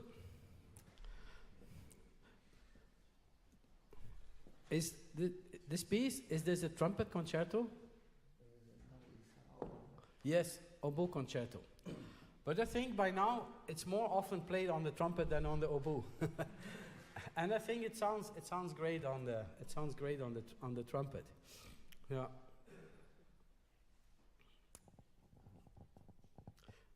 A couple of years ago, when I still was in Amsterdam, I played a concert with organ. And I played this piece, was a small church with a very old organ. So actually I only was restricted to play some Baroque music. I could not play modern big pieces because the organ didn't allow this. So I played also this piece in my program. And there was also the principal oboe of the Concertgebouw orchestra, my colleague, was also in the concert. Yeah, and then I was a little bit afraid. I say, holy shit, I play his music, and maybe he thinks I'm an idiot, yeah, playing this music. And I was a little bit afraid what he would say about this, yeah. And then when I saw him later, he said, you know, this piece sounds more beautiful on the trumpet than it sounds on the oboe, yeah. So, and it was actually, I like this statement, and it is, yeah. Of course, you can play it in. We also should notice that, you know, old music has been arranged, and actually, the main melody comes from Bach, and Vivaldi arranged it, and this is what composers did in those days. They stole melodies from each other, because the composers in those days, like for example Bach, he had to write almost every week. He had to write a new cantata or a new concerto, and of course sometimes he ran out of musical ideas, and then he took a piece for harpsichord and turned it into a violin concerto. Or so he stole from his own music, or he stole from other composers. This is what they did all the time. And that's okay, yeah. And because of this, we have now like a version in D minor and also one in C minor. So, and this is another version. This looks Russian, yeah. Yes. It is. So this is actually, yeah, in another key. It's like A minor. So, but I think anyway, it's possible to do this. Good. When I hear and see you playing, I have the idea that your aperture, your opening here is a little bit too big. It's big, a little bit too open. Yeah. I want to do some small tests with your playing. So I want to ask you to play some louder notes and then playing some really soft notes. I will show you what I mean. It's a very actually simple idea. So you play 4 forte G's and then 4 pianissimo G's. Yeah. So you go like.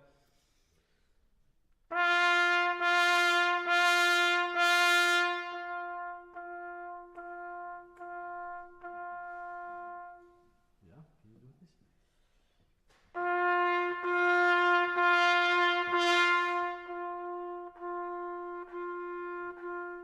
Yes. Can you be more extreme? So louder and softer.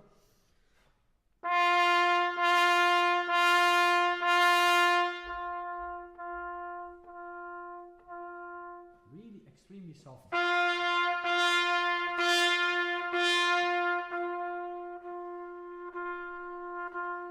Yeah. What is the softest you can do? Can you play your softest dynamic? Can you play?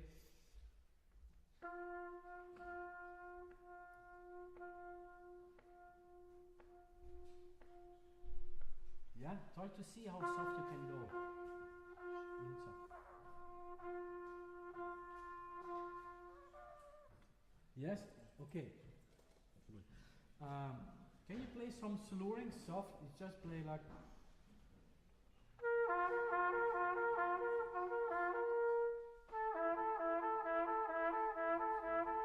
And so on.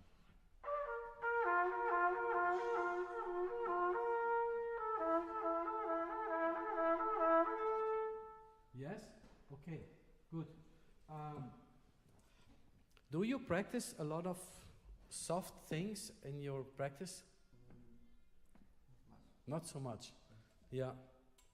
I think soft practice can be extremely efficient. And I hear in your playing that mostly you play on the loud side. And our embouchure, our system will develop in the way what we do with it. Yeah? So you can understand if when I play low, loud notes, when I play like this all the time, yeah? When I go like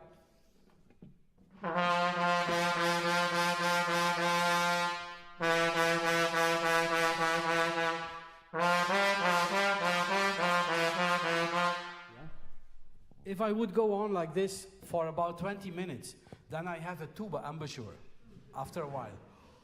My lips will be extremely open because this is what I do. This is what my embouchure is going to adjust to. Yeah? You understand my point? So I think in our practice, we have to do a lot of variations. Of course, we have to do the loud playing, but also we have to go to the extreme. We have to go to the very soft playing to find more focus and more centering in our playing position. Because I think we all know, when I ask you, I don't have to ask you because I know the answer. What is more the problem in brass playing? The very soft or the very loud playing? What is more a problem? Yeah? I think you always say the very soft playing. Yeah? So, why practice loud if the soft playing seems to be more difficult? Yeah? And I remember when I had my lessons with stamp, I had to do a lot of Clark exercises in a very soft way.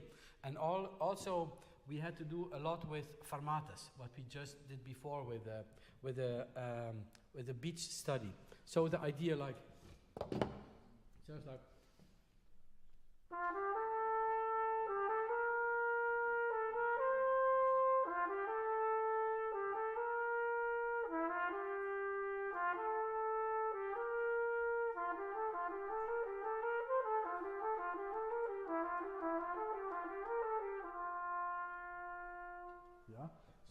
So practicing in this style all the way through, yeah? And then I think for the Clark book, what is a very good idea to start with the middle exercise. Many times it's the E flat key, start on the middle, and then go one up, one down, one up, one down. So you go more up, more down. And I think it gives a better training for the system than starting on the lower notes and very gradually go up. You understand what I mean? This idea. Yeah, so always try to find the middle of the, mostly it's the E flat key, and they play E flat key, E, D, F, D sharp, and so on and so on. This gives a better training. And play soft, play really soft. I also would like to ask you to play a little bit on this tool.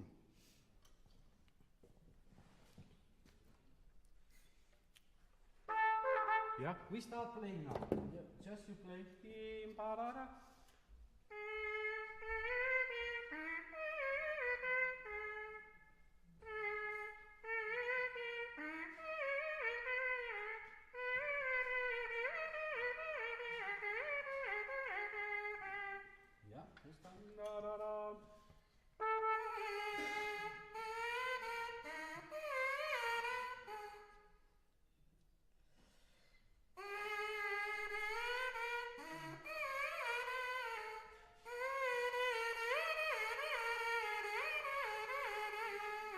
Yes, okay, good, not bad at all.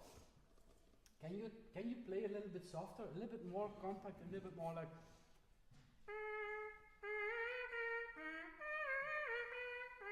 Yeah, so try to center a little bit more everything, soft and compact.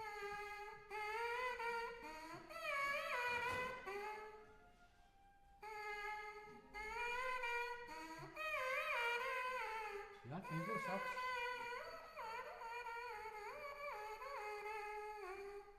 Yes, okay. So, I hear in your playing, you always have the tendency to go louder. Yeah, this is something you should try to be very disciplined at. Yeah, so you say, okay, I have to practice more softly, and stick to the soft playing. Don't go louder. Yeah, every time you go louder, say no, stop again. Yeah, try to train yourself. Yeah, you know, discipline is one of the most important things in practicing. If you have no self-discipline, and you like everything you play, yeah?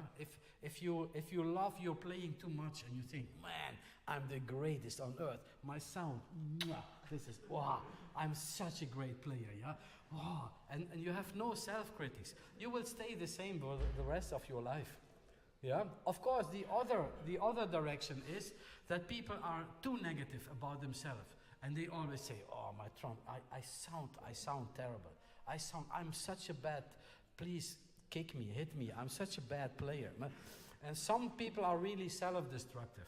And of course, the truth is in the middle, where we, as I said before, where we should be happy with every small improvement, but also be very critical about things what we have to work on. Yeah, and I think this is a very essential point, that we are able to work on our weaknesses. Yeah, if you have problems with articulation, you need work on articulation. And of course, it's not always nice to confrontate yourself with your weaknesses. Many times musicians do the other thing around. What they do well is this is what they practice all day, because they can show off. Yeah, we can hear this, like, I don't know, are there some instruments here to test here in the hall? Yeah, you know, sometimes there are players, and we all know this showing off man, trumpet players who can play very high easily. And what they do, every trumpet they touch, they play high. Yeah, because they want to show everybody, listen how easily I can play high. And this is, of course, this has nothing to do with testing the trumpets. It's just showing off. Yeah, so I'm sure one of these guys will be around here. Yeah, and for me it's okay, I don't mind. But you know, what I want to say is that we only can improve when we work on our weaknesses. That's the way how we can improve. And you're a good player, but I think for me it's a little bit too open and not precise enough. And working on the mouthpiece in soft dynamics and then translating it to the trumpet will give you the opportunity to have a little bit more centering and a little bit more compact, more control. And then the loud playing will not suffer from this. But you will have more possibilities in both directions. Because now I think your playing style is a little bit limited between the mezzo forte and the forte all the time. Because this is what you do. Yeah, and I think you should, from today on, you should change this. And you should say, I also have to practice soft. Play Clark exercises and play it really soft. And you can then also include some articulations. When you go to Clark 3, for example, the chords, also play with articulation and very soft everything. Start on the E flat, and then you can go like.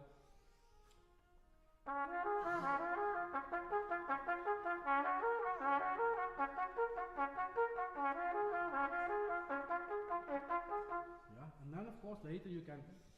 Yeah, you can speed up, but always very, yeah, always, and you can do the same on the burp, yeah.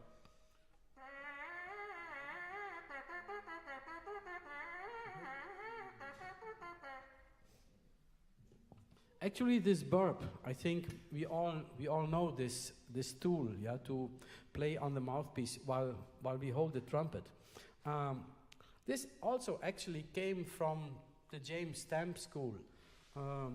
James Stamp, he had a student many years ago, Mario Guarneri, and he was a Los Angeles-based player. He played in the Los Angeles Chamber Orchestra for many years. And he was a stamp student. And in the stamp lessons, many times we had to play on the mouthpiece, holding the mouthpiece in the left hand and the trumpet in the right hand, and simulating the fingerings. Just like we had to like.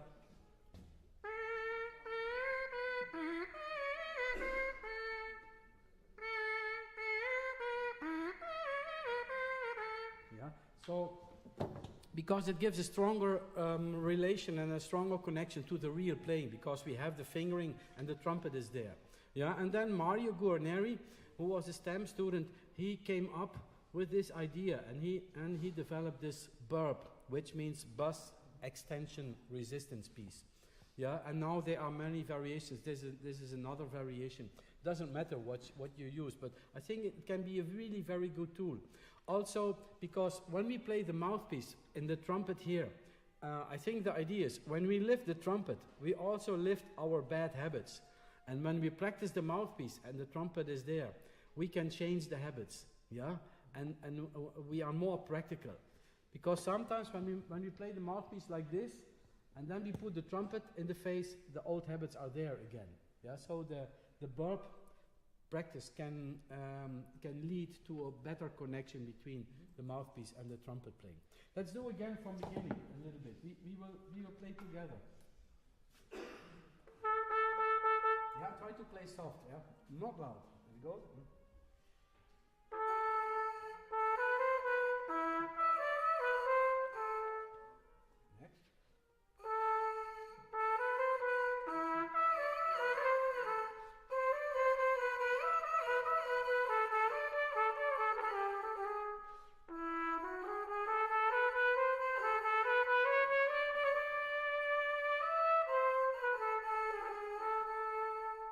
Yes, go on. On piano.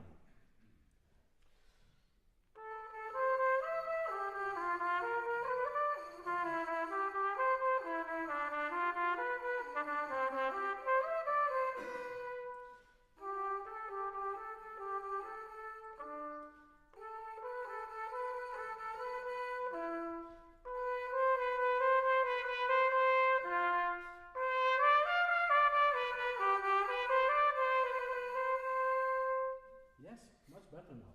Can you play from beginning now? Exactly the same. Don't change anything. Compact and centered. Soft.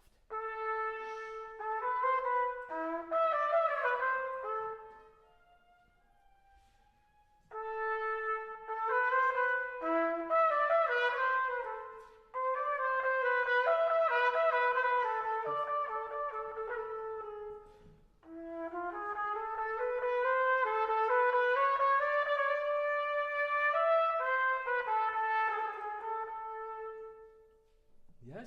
Okay. Yeah? I think this will improve your playing when you practice more into this direction. Yeah, you know, it's always the challenge to find out what the student needs. Yeah, the Spanish guy who played today, who played the Haydn, yeah, yes, I told him just play more, play more, play more, because I think this is what he needs. And to him, I would say softer, softer. He has to go into the other direction. And this is important that we know what do we need, what do I need for improvement of my playing. Yeah, and it can be very individual. Yeah, and I hate a teaching system where one size fits all. Yeah, some teachers have one concept and they put every concept on every student. And then the teacher said, take it or leave it. Yeah, if it works for him, it has to work for you. But it's not like this. I don't believe in this. I don't believe in this. I have seen the great teachers all over the world. They are very tailor-made exercises and ideas for all the students. Of course, there is a general concept. There is a general concept I also have, yeah, about the buzzing, about the airflow, about the balance in my playing, about imagination and all those kind of things, which I think are good basic concepts for every player. But then you have to find out what works for yourself. More activity or a little bit more focus or whatever. It can be so different what every player needs. And this is not always easy to find out. But I think it is important to be able to proceed and to improve and to go on with your development. It's very important to put the accent on the things you need to develop. Yeah, and I must say, I heard a lot of good playing today. Yeah, we are about to finish now, and I was very pleased about your commitment, also the flexibility in your reaction. It's also very important to be flexible as a student and not stick to your old habits. Yeah, only if you are flexible and willing to change. Yeah, a student who doesn't want to learn anything, it is impossible to show him anything. Yeah, if a student doesn't want to learn anything, you cannot learn him. Some people only want a confirmation about how good they are, and these are the hardest students because they cannot accept any critics or any different ideas than their own style of playing. Yeah, and I think this flexibility and open-mindedness, always try to be open-minded and be careful. Be careful to criticize ideas. Yeah, some ideas are not so easy to understand and need a little bit more time to understand them. So always be open-minded and try to learn from everybody. Yeah, it is a big world and we have a great community, and with the internet we are connected with each other. So use all the possibilities and facilities, and also your friendship. Talk with each other, communicate, yeah, play with each other. Yeah, so music is something we have to do together, yeah, not individual. Yeah, and try to find each other, and I think this is what we all need. Thank you very much. One more student. Okay, sorry. We have one more student. I thought we finished. Okay. Thank you. Bravo. Thank you. Good.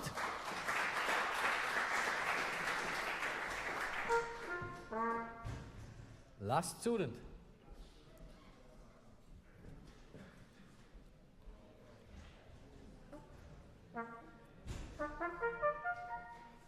It's okay with the time, Slavik?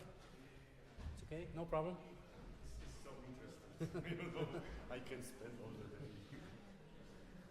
Just 15 minutes. Okay, yeah, good.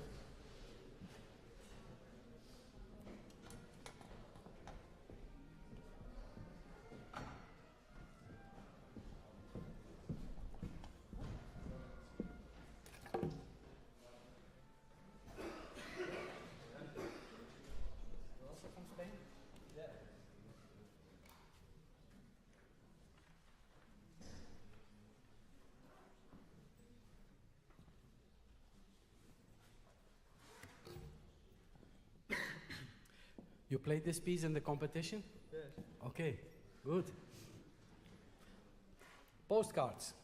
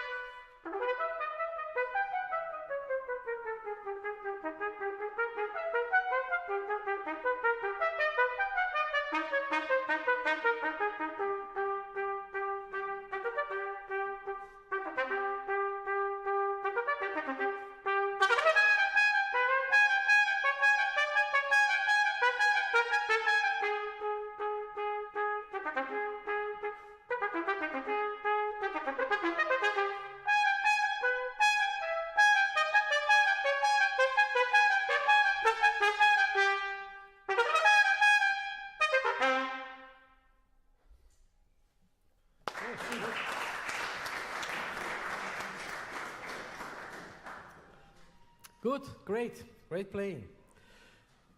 So, I think the ones who play this piece, practice this piece, know that it's not easy. Yeah, it's not an easy piece.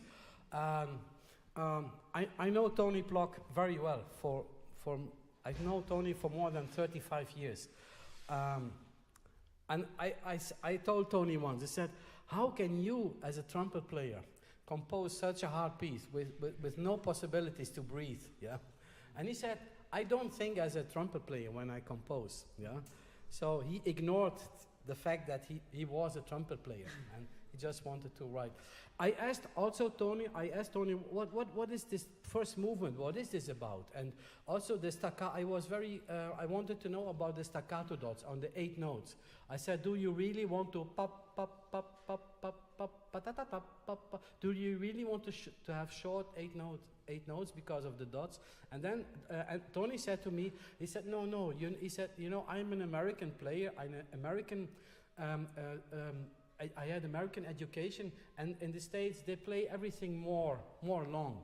He said you should think about it more like an American style of staccato, which I think you do very well. Just like pom pom pom pom pom pom ta ta ta tom pom pom. Yeah, and I also asked Tony, I said, what is this? Is there a story in this first movement? He said, you know, actually you should think about somebody is walking in a city, and you know, this pom pom pom pom, this is just his and then he has impressions from pom pom pa pa pa pom pom pom pom da da da da da da. Yeah, so this active moment is all expressions and impressions he sees, like lights or whatever. He is just like somebody walking in a busy street in the city, and he said this is all. And do you know where the title Postcard comes from? What does it mean, the title? Does anybody knows? Why is this piece called Postcards? Yeah? What? What means this? Yeah? They exchange postcard with the building, no? Yeah. It's Yeah. Yeah, Anthony wrote this piece for Gabriele Cassone, and they knew each other very well. And Tony said me they had some funny thing, and he said for a couple of years we sent each other postcards. And he said, I remember I sent a postcard to Gabriele, and on the back side he wrote nightlife in Seattle, and then the front side was black completely. So no nightlife, nothing, yeah. So really funny things, jokes, yeah. And he said we had this idea to send, stupid things, yeah. But that was the idea. And when Gabriele asked Tony to write a piece for him, then Tony said the first thing that comes to my mind, the postcards, yeah. And this is, so actually it has nothing to do with the piece, but much more with his relationship with Gabriele Cassone. That's the idea. So don't think about any double meaning or whatever. It doesn't mean anything. Yeah, very good, very good. I think you can point out this yeah, to have a little bit more this difference. Don't play diminuendo. I think in this piece we not should anticipate to the next dynamic level. So when it says forte, stay forte until you see other information. Sometimes you're anticipating a little bit, and then we lose the surprise. You understand what I'm saying? Yeah? Okay. Can we go again from beginning? Take it easy, the tempo. Pom, pom, pom, pom, pom, pa, ta, ta, tom, pom, pom, pom, ta, ta, ta, ta. Don't be upset, yeah? The last movement is more active and it's more challenging. But here it's only moderato, so take it easy, yeah? And then you can point out the pom, pom, pom, pom. You can point out this even more if you stay calm. Pom, pom, pom, pom, pom, pa, pa, pa, pom, pom, pom.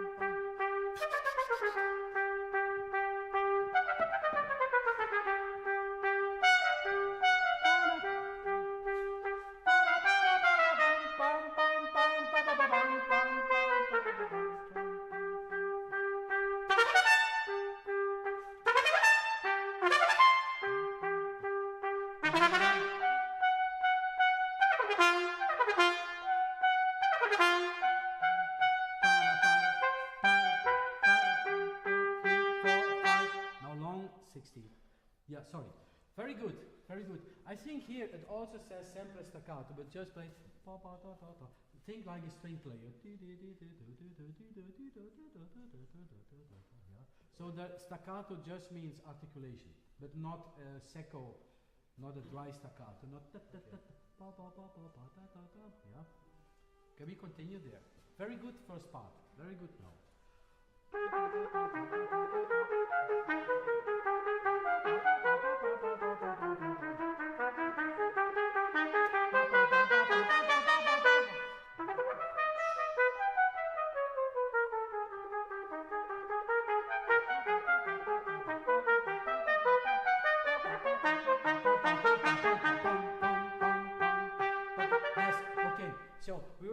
about the dynamic before. You know, it says piano, piano, piano, and here you have to make a steady piano, ja, da, da, da, da, da, da, da, and then piano sample, ja, da, da, da, da, da, da, da, all piano, and don't start the crescendo too soon. Start the crescendo where it's indicated, so here, and not before. Can we do again? That's the idea. Da, da, da, da, da, da. Yeah, very nice, easy style of playing, like a violin.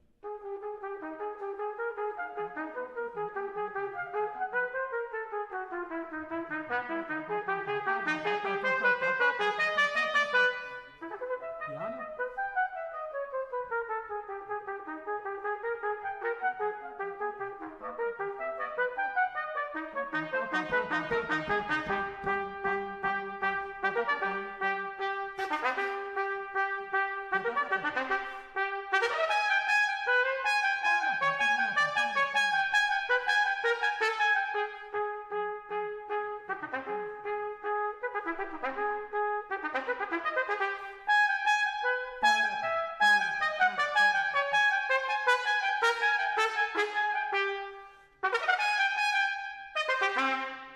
Yes, good.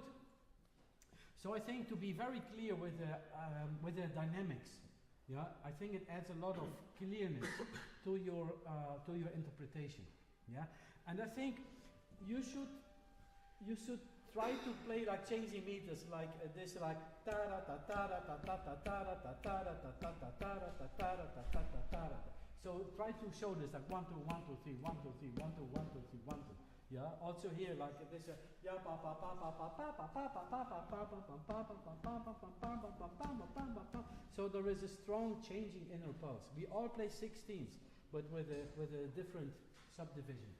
Yeah, I think this is what the music needs. Good. Second movement.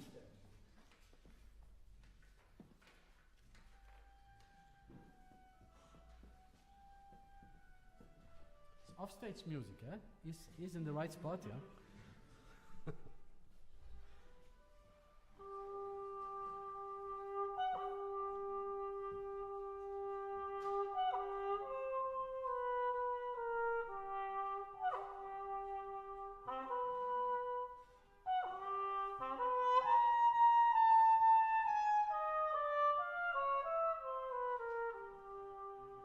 Long grace note.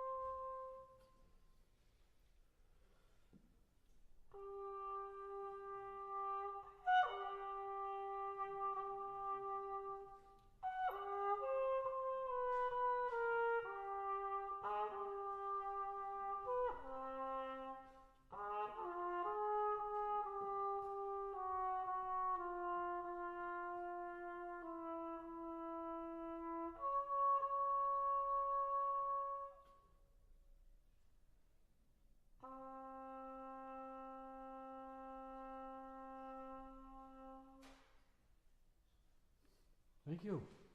Thank you.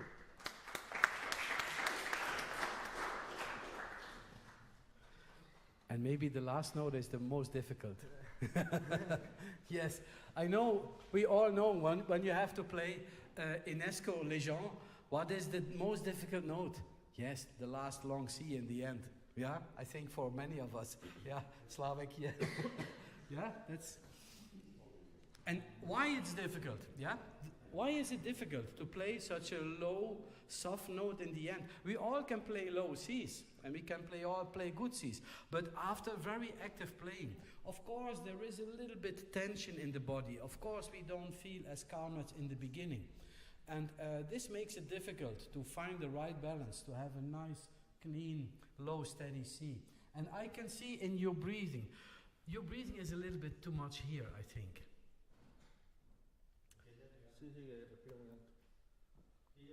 Respiración. Abajo. Huh? Can you put the trumpet down? I want to do a short breathing exercise, I think, which could be helpful for everybody. I think what can help us when we inhale is to relax. If we don't relax, if we keep the playing tension when we inhale, then very easily air goes up, and the next time air goes more up, and the next time air goes more up. We see this many times with students who cannot relax their body, and when they have to play a solo piece, maybe you saw this in the competition as well, that the tension goes higher and higher, and at the end they are full of air and they have no possibility to control it. So I will show you now a short, simple exercise to find more relaxation in your inhalation. The idea is you blow, you move the air out with a little bit of resistance, like at the end you keep your body. Don't do anything. You hold this position, and after 2 or 3 seconds, the only thing you do is relax. Just relax suddenly. So the idea is you go like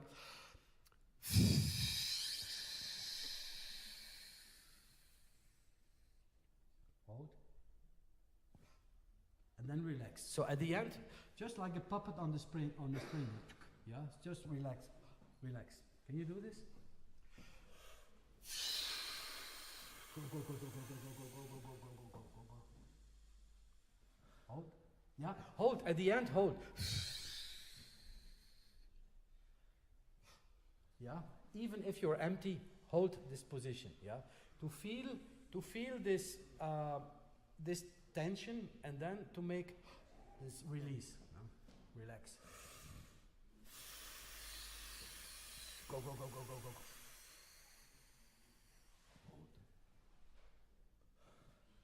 Yes. Okay. This is good. Can you repeat again?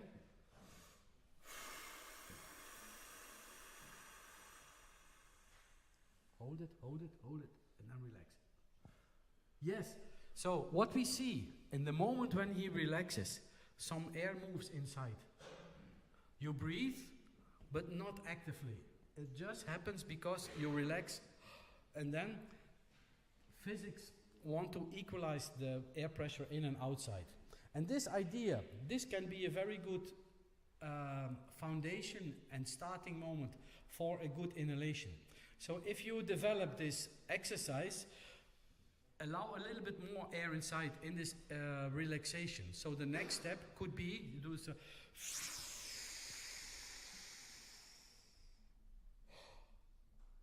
I already have more air inside, and still my inhalation is completely relaxed. Yeah? And then I can develop, it can go on like.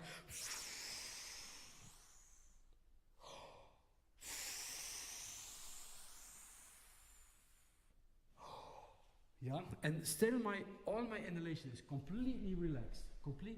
It's not like, yeah, I don't pull the air inside. Because of my relaxation, the air drops in automatically.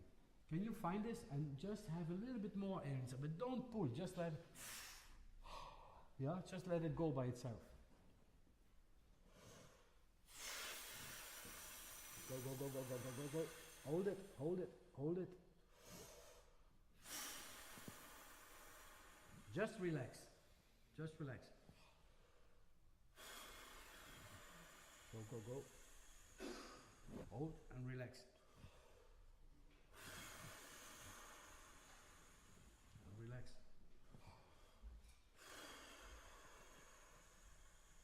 Yes? Okay, good. So this idea to relax the body when we inhale, this can bring us to the situation that the air always drops into the same spot, into the same area. I think breathing, inhalation, should be like filling a bucket with water. Of course, the water comes from the top, but we fill the bucket from the bottom. Yeah, we don't start filling our lungs here. Yeah, because you block the lower side. Always start with the bottom and just go like, yeah, and then just watch good tuba players. If you see excellent tuba players, they start down and then, yeah, and then the last part is the upper part. So don't start with filling the upper part. Yeah, it sounds a little bit complicated, but actually it's a very simple and natural idea. Good. I'm sorry we have to stop. Many thanks for your attention and for your presence, and many thanks to the players for making this happen. Yeah, this is all because of you. We do this. Yeah, thank you. Bravo.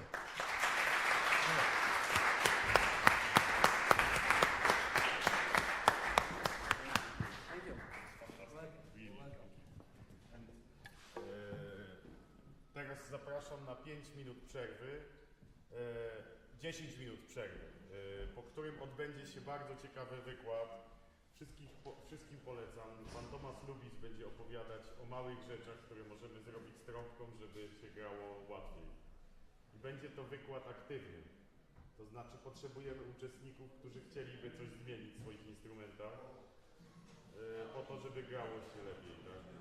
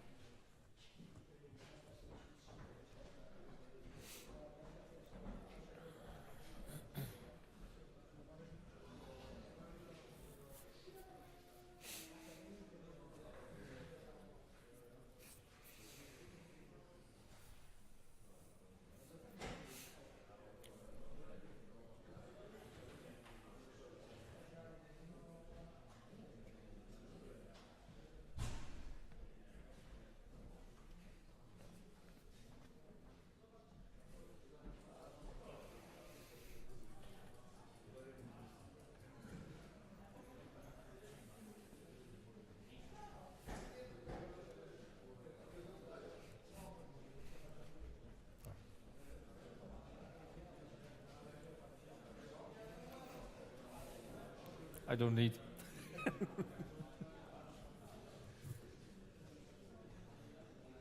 Is it okay to move here? So, yeah? Good.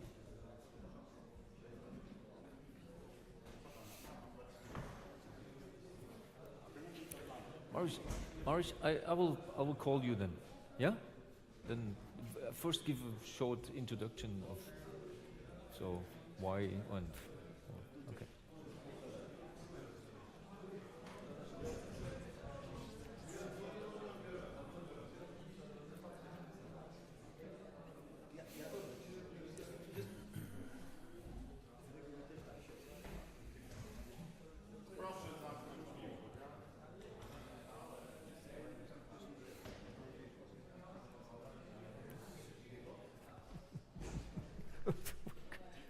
Dzień dobry, witam serdecznie na wykładzie pana Thomasa Lubitza, który przyjechał do nas z Hamburga.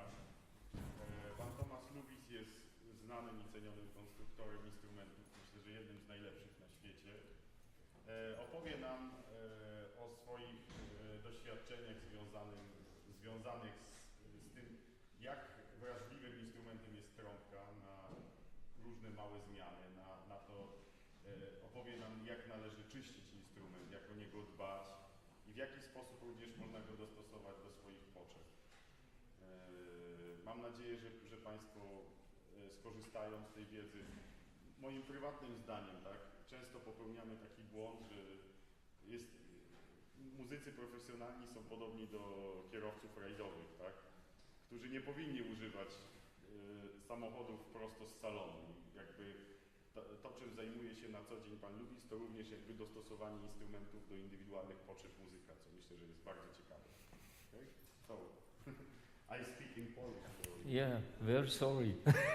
My Polish is not good enough. So, so welcome, Thomas. Thank you very much. Yes, so I didn't understand much what he was saying, but I guess he introduced me to you. Welcome. Very happy to make this session, this class here today. Very pleased Slavek invited me to come here to this very nice trumpet festival, and what I heard this morning already, the sounds, there's some very, very good students here. And we're looking forward into the future with them. And also the sound of Frits and all this. So this is always exciting for me to join these festivals here. What I would like to give you today is a little bit, I would like to give you a little bit background of what we are doing here and why I'm doing this.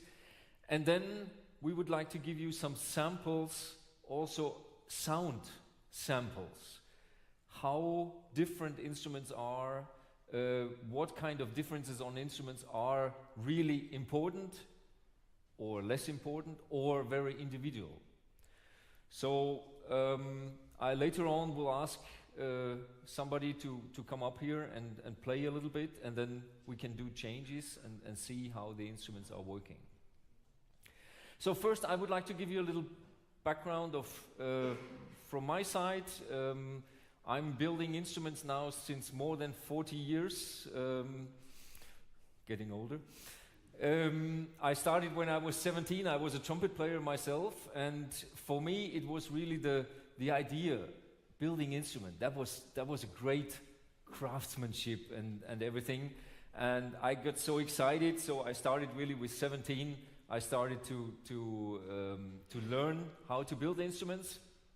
I've then gone through several big companies in Europe, and 26 years ago I joined the Yamaha company, and one background there was that the idea we have in this company is this development of instruments with really high-class artists, and we are working on even the smallest details of instruments.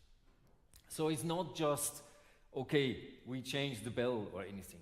No, we're really talking about the very, very, very small details, like even one single screw on an instrument. And this is what I like to show you afterwards, what this can do, what just one screw can change the instrument sound and how it feels for the player. As the Yamaha company, it's a worldwide company, so we have a so-called atelier network where we are working worldwide strategically in Los Angeles, New York, Hamburg, this is for Europe, and in Tokyo. And these 4 locations are really dedicated to work with the high-end artists in our countries. In Hamburg, we are taking care about the artists all over Europe and developing instruments also specifically for our European market. Yamaha has a long history. So in the 60s, 70s, we had a cooperation with Reinhold Schilke at the time, who had very good ideas about trumpets. And I mean, you probably know Schilke trumpets are still some of the very, very popular and very good instruments on the market. And Reinhold Schilke really had an idea to work together with a larger company to develop instruments also in the student class, because his own company couldn't do that. So they didn't have the potential to make really instruments for the student class. And he had the idea to give a better, much better instrument to the students, because it's so important to grow with a good instrument and then finally come up with the best instrument when you are a professional player. And this is one of the very basic things in our company. So we are taking care about the student instruments and make them really feeling good for beginners, for people who are starting to play an instrument. And that already shows that we have to use a different technique. We have to use a different idea behind the instrument to make an instrument for a beginner that is 12 years old, 14 years old, and a race car for the really professional player. And if we're talking about cars, I mean, nobody of a driver who just got this license would drive a race car. It's not possible. But if you're an advanced driver and you have really learned how to do it and you really did it for some time, then you need something that can support you with this race feeling, with something really special. And even a little bit into individual side. So when we look at the artists, I mean, we have several artists here from different countries. So from Spain, from Poland, from Belgium, so it's different ideas of sound also. And so we have to see which instrument is really working for the individual person and which are the details on the instruments that are working for these people. And this is we would like to present today a little bit to you. I will start with a basic lineup we have in our company, in the professional side, of course. If you like to see some of the student instruments, you can see at the exhibition there are some student instruments as well, and you can compare what it really does on a student instrument. Yeah? For me, the student or the beginner instrument really needs good intonation, easy playing, and a very stable quality. That's for me the very basic, and I think that's what we are providing with these instruments. But here we really need individual sounds. We need individual details that are related to each individual instrument. And you probably have heard that we are working together with Chicago Symphony, with New York, with Boston, with different orchestras everywhere in the world, with players coming out of these orchestras, and of course also the jazz side. We don't have to forget about it. So jazz players need a different sound. They need a different feeling of playing. They have sometimes 1 or 2 octaves higher than a normal classical player, right?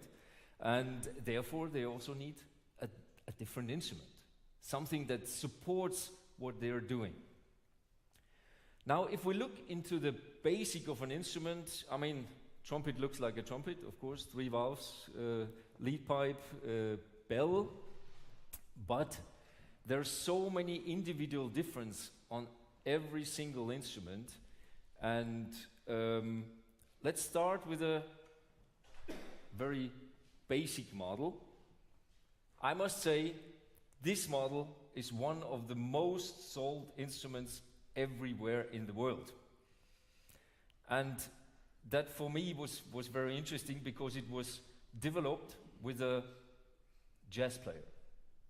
So this is the trumpet which we developed with Bobby Shu. Probably you have heard about him.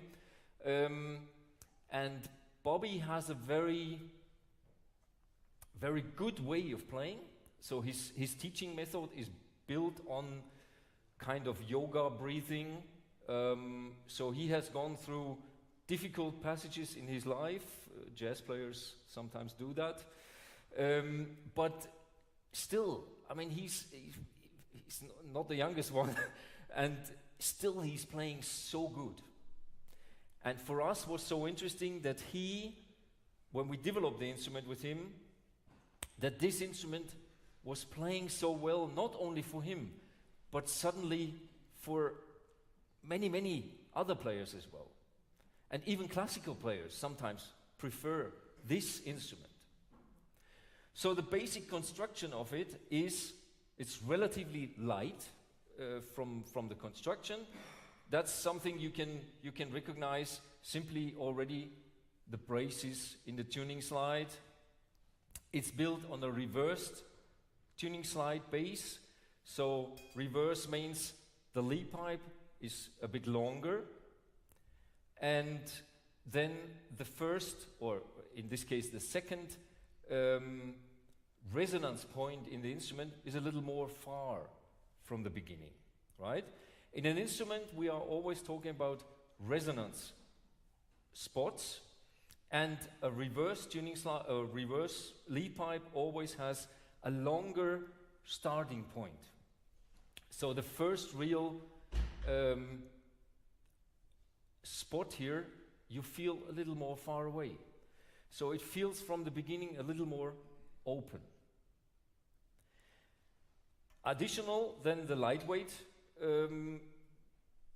tuning slide, or the lightweight construction here, gives you more freedom.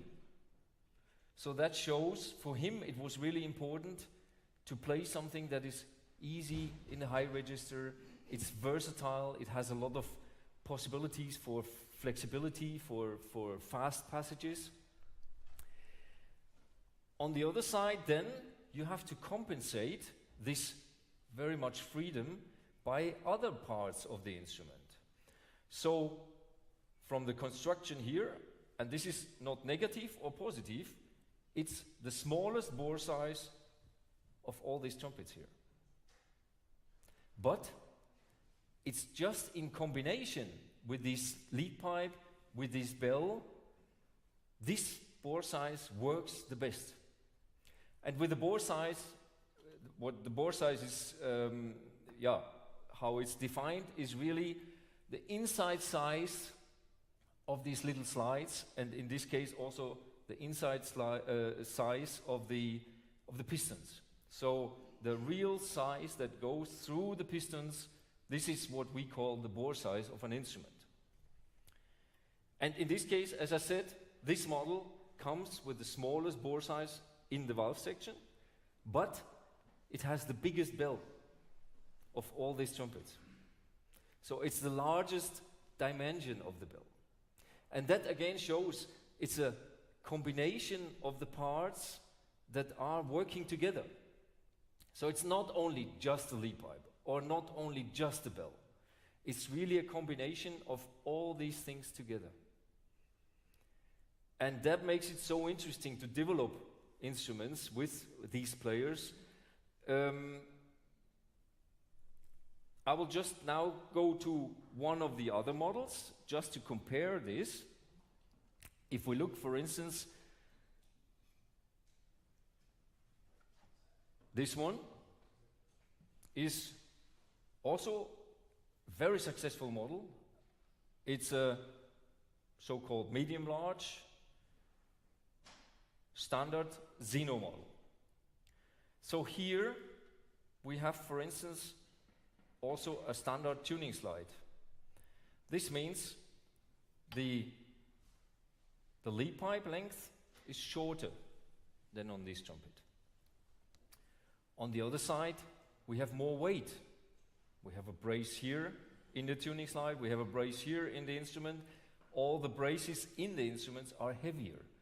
We have additional parts in the instrument that are adding some weight to the instrument.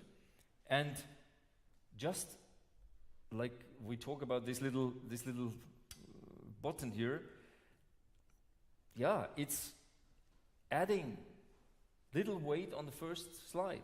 But if you take it off, the notes on the first slide don't slot so well like when you have this. Again, this is only working well in this combination. Combination with this valve section, with this lead pipe, with this bell. Okay? Other variations like, for example, water keys. That's a question we always get why the Chicago doesn't have no water key on the third slide.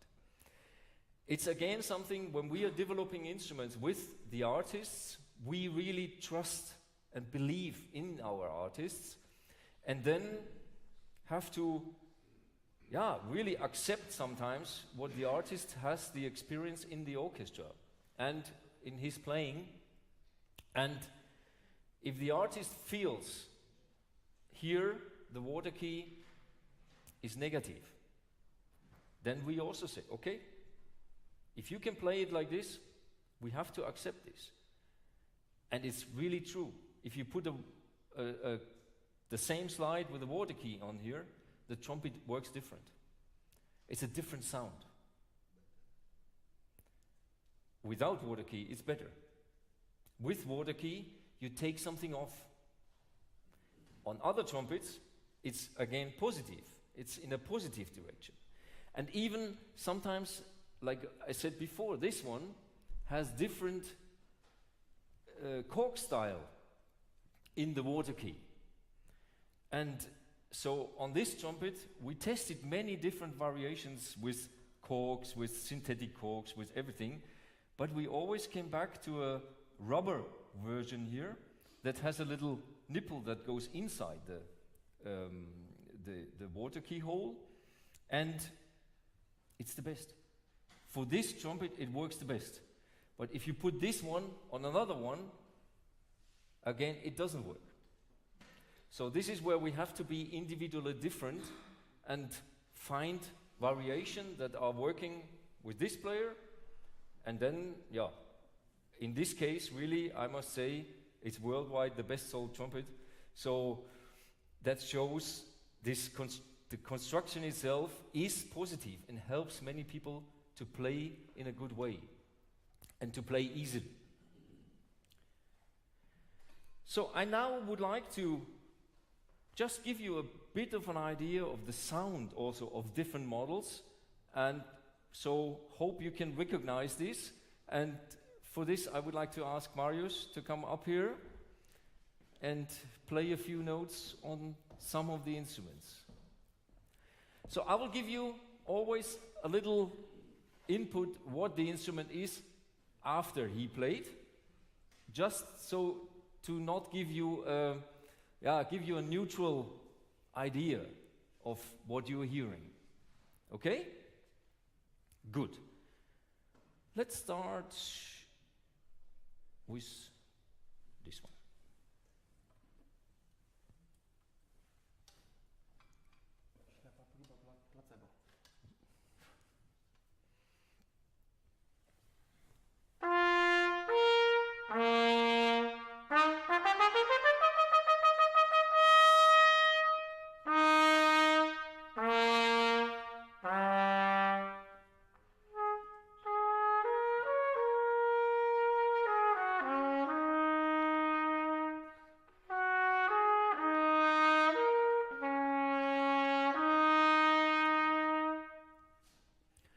Okay, now what we do, we play the same trumpet in a different finish.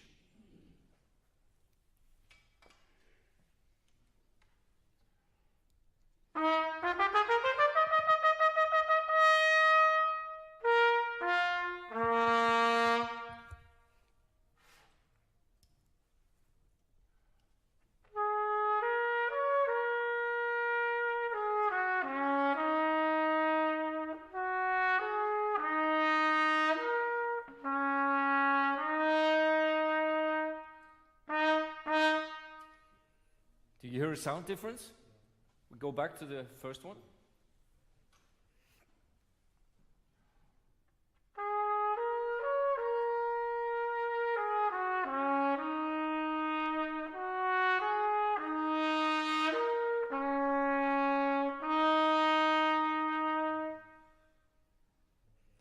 So it's from the basic construction, it is the same instrument, it has the same material, has the same lead pipe, the same bell, everything the same.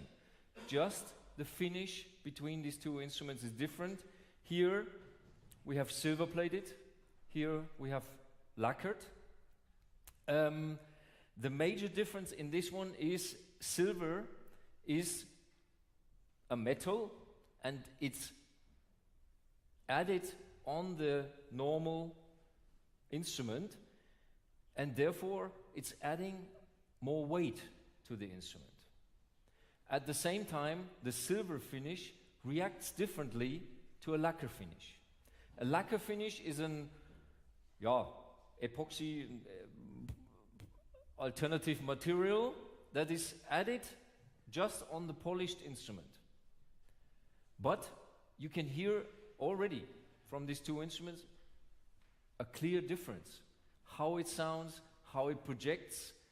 And I think this is really up to you as players and also us as engineers and instrument makers to find out what is individually better fitting to your playing. So maybe play this again as an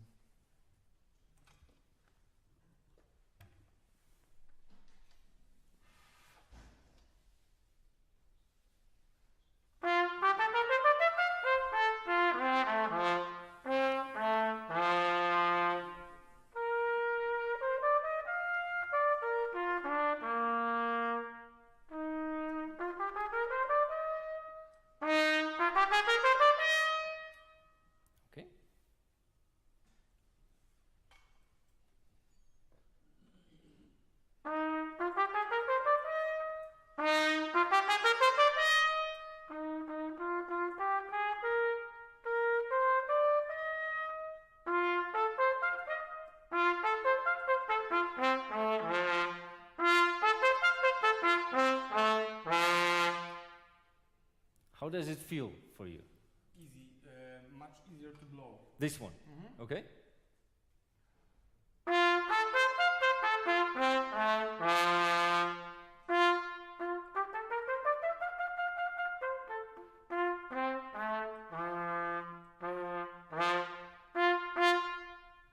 How do you hear the sound? How do you hear the sound difference between these two?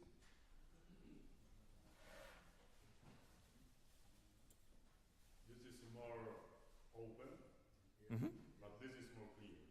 Yes, so it's more focused. The sound is more going this way.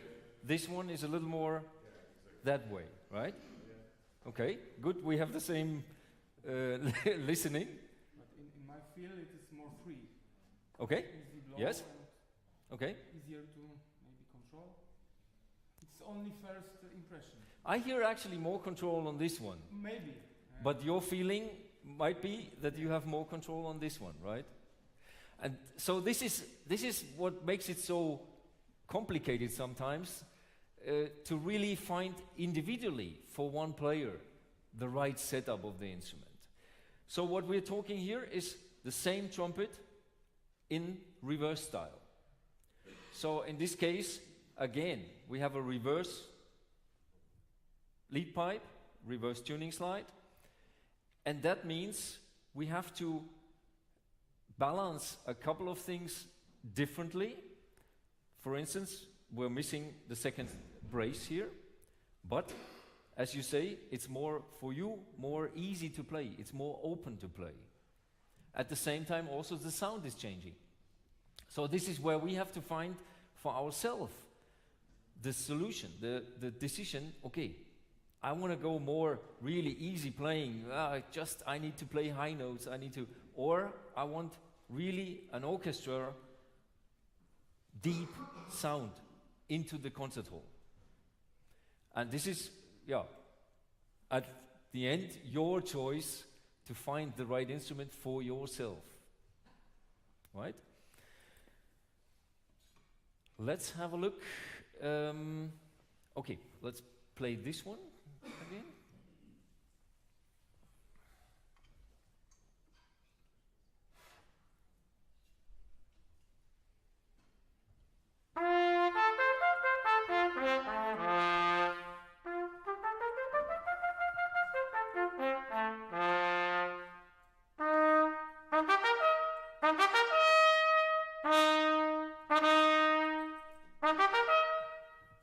Okay.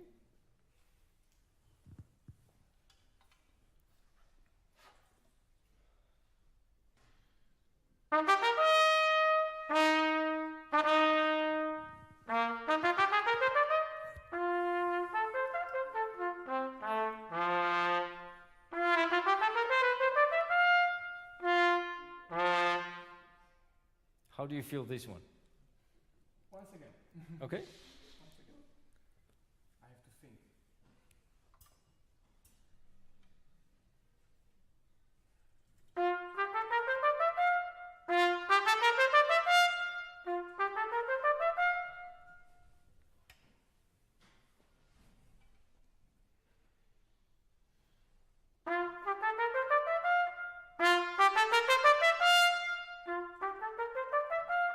More air go inside the instrument. Okay.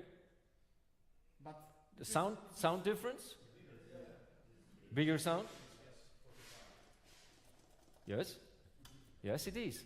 It's basically the same instrument, just the bore size is slightly wider. But for first impression, there is no big difference between the quantity of air. It is More the airflow. Maybe 10%. Mhm. Maybe in high register, the difference will be bigger. Mhm. But for the middle, I think it's not so Mhm. different. A little bit more air. Right. I need to use to make it inside instrument. Mhm. Yes. So what we see here is really the difference then between medium large and large bore. And for a long time, large bore was dedicated for special jazz players, for lead players, these kind of artists. But we now found, especially with the Zeno models, that if we do some other little changes in the instrument, we can really give the same control here as we get here.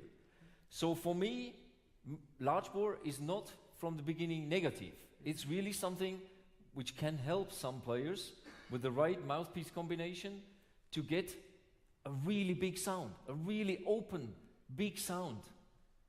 Whether in the orchestra or in the jazz band, big band, whatever. It really helps. And so we are seeing much more players nowadays going on large bore instruments because it really helps them to get this sound, to really produce something that the audience will like. Okay, then let's compare the normal model again with the little special model. Let's start from this one again.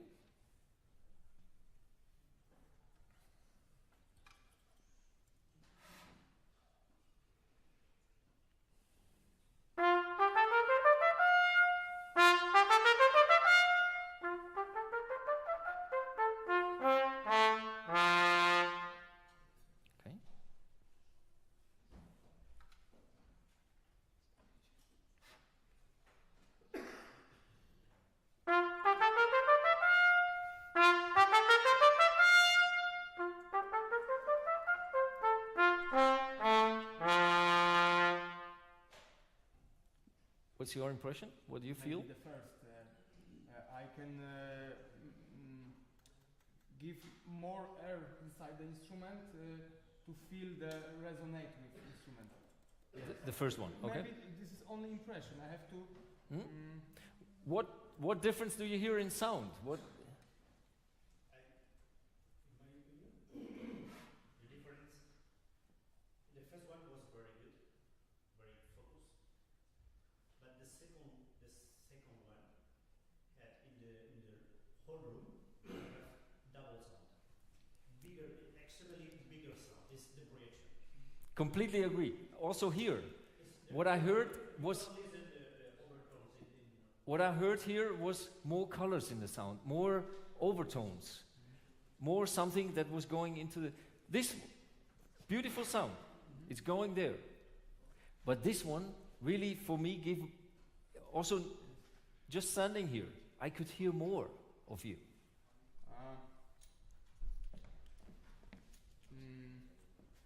Yes, I feel another here audience hear something more. Yes. So I have to maybe think, maybe play a longer term.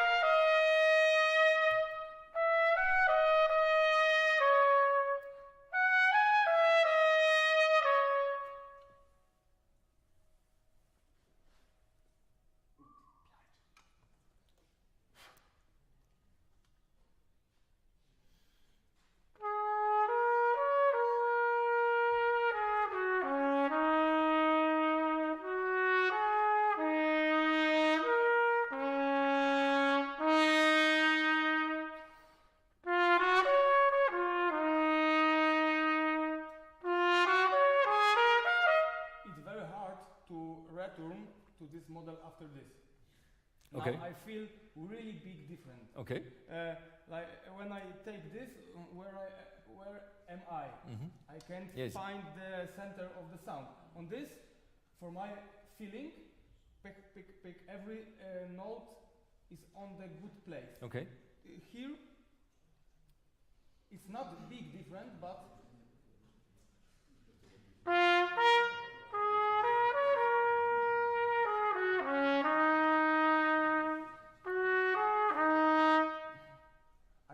comfort. On this, right. You feel more really, comfort. Really comfort. Okay. So what I heard here, for instance, on this instrument, when he was doing a little vibrato, I could recognize this vibrato. I could really feel how he was shaping the note. On this one, it was more one sound. Yeah? Going in front, also in the room, but one sound. Here, I could really hear when you, I could hear that vibration in your sound. I also feel correspondence with the instrument. Okay.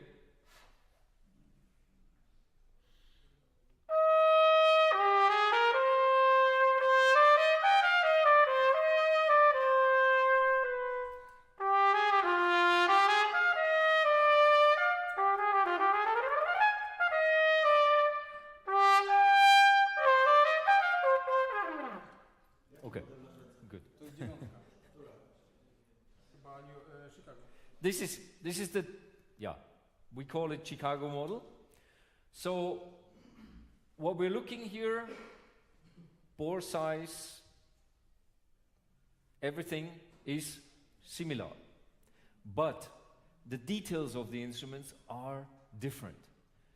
So starting, just looking at the tuning slide, for instance, we have 2 braces on both instruments, but here the braces are more narrow together. Here the braces are really independent from each other. So means the position where the brace is located is really related to how the instrument reacts to the player. And this is up to the development player we are working with. So we're testing each single position of the braces with the player together. And then finally also the shape of the tuning slide, the shape of the lead pipe. In this case, on the Chicago trumpet, we have the so-called Bob Malone lead pipe. You probably have heard about him. He's our colleague in Los Angeles, and he had a long history in developing lead pipes. And on the Chicago trumpet, there is the so-called MB1 or MC1 lead pipes that are a special taper, but also a special treatment of the instrument.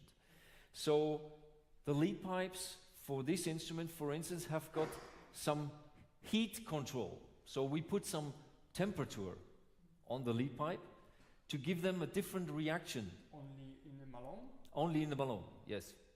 So it's really, that lead pipe works very well with this. So which model you install Malone? The 9 The Chicago and the New York model also. The New York model is a different lead pipe taper. So this is an MB1, the New York is MB2. So it's a different taper of the lead pipe. And the taper of the lead pipe is something, or the taper of the whole instrument, that's something that is related to the intonation of an instrument. So the total intonation you are playing with is really related to the inside dimension of an instrument. But having different dimensions in a lead pipe, for instance, helps for playing, but then we have to compensate on other parts of the instrument to get back on a good intonation, to have the right overtones in the right spots. And this is where it really comes down to, it makes no sense to use this lead pipe just in another trumpet. It really needs a complete thinking about the total instrument, about the construction inside everywhere in the instrument. And even between New York and Chicago, we are using different pistons. So the piston inside itself is different because of the different lead pipe, because of the different bells. And this is just to give you an idea that, yeah, each little individual part of the instrument can make a change. So just to finish now this, could you play the Chicago again and then maybe the New York as a...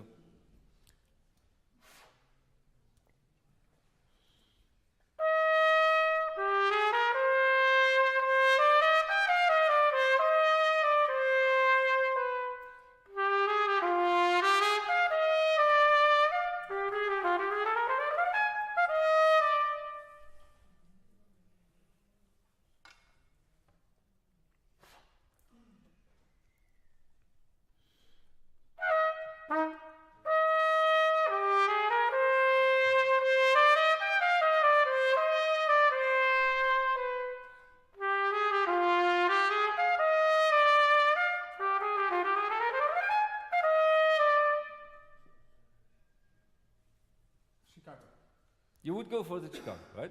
Yes? I don't know what the audience hear, but for me, much more control. Chicago? This, yes. But he feels better on this one.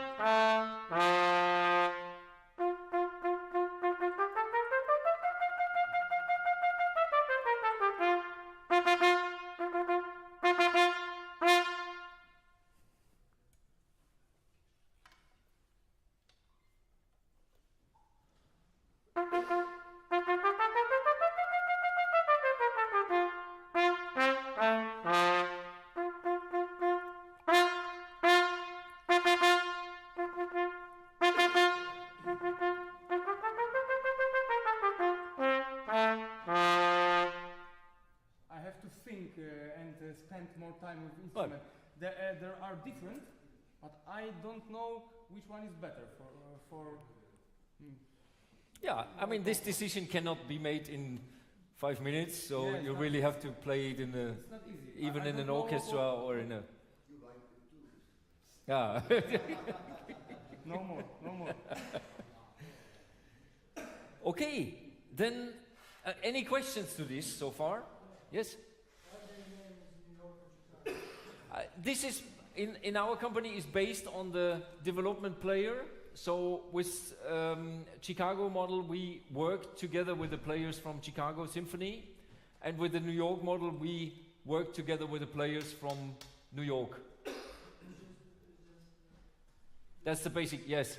We also have a rotary trumpet that is called Frankfurt, because we developed this with the Frankfurt opera players when our atelier was in Frankfurt.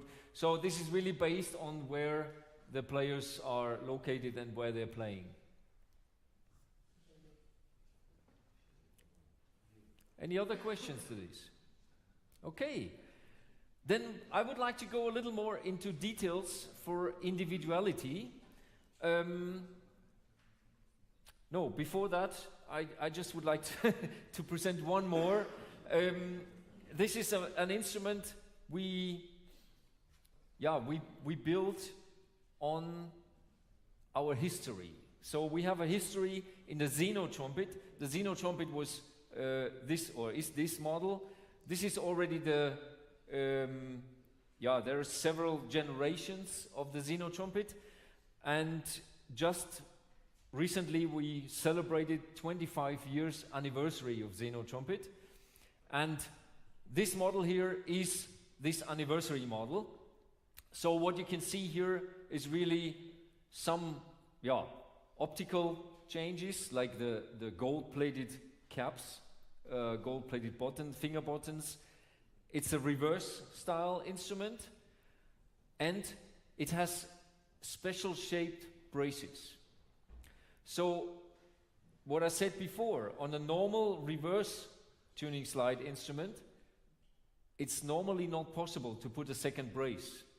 But we wanted to get this here to give a little more control to the instrument, and therefore we found a different shape, and we shaped the instruments, the braces here in a different shape, and it helps really to play this instrument even easier and more controlled. Additional, I must say, this instrument has some very interesting features because it's a combination of bell, lead pipe, valve section that is not existing here in any of these models. And we were very surprised when we tested this. And just what I said at the beginning, we have one model that is really for us, it's worldwide the best sold model.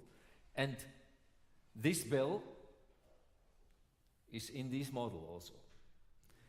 So that shows this is not only for jazz. This is also, even this bell works also for classical players. Maybe you can play just a few notes on it to give an idea how it plays.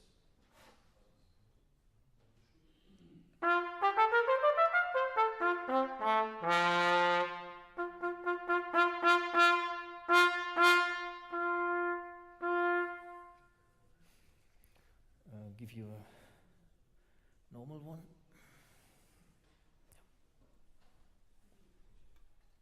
This is New York.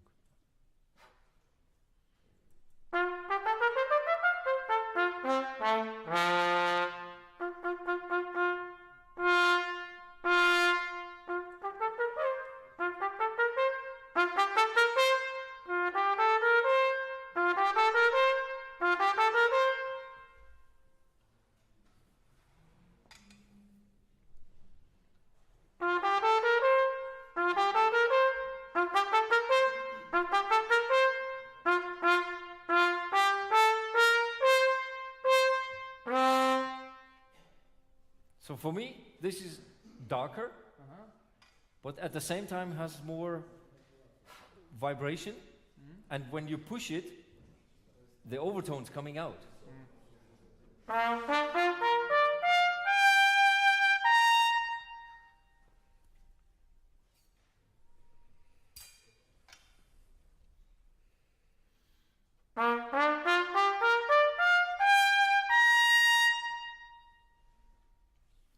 Again. Maybe a little more precise. Yeah? Yes? And intonation in high C, more in tune. Okay. But here, freedom. Freedom of yes, playing, of right? course. Another feel, another sound. Yes. So we developed this instrument, as I said, because of the anniversary of the instrument, and in this case we choose a player in Japan who has worked with us for a very long time, and we had the feeling that this player is really related to other musicians in the world, and has got a very good feeling of how an instrument should play. And that's why we choose him as a development player for the anniversary one. So, I know we're limited in time, but I would like quickly to come back to these details of instruments, and just would like to give you a little impression on, let's see, on the regular model here. Yes, just play this again.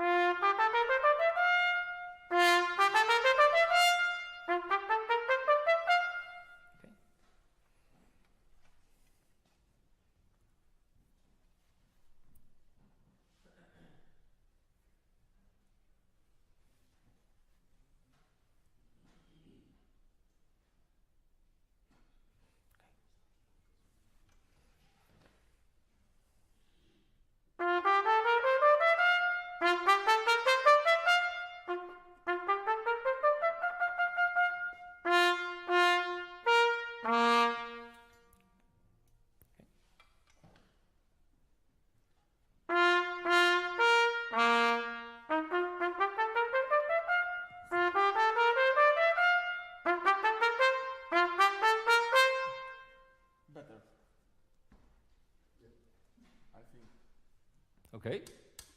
For my feeling. But did you hear a sound difference? Did you recognize a sound difference? More air in this version, more sound.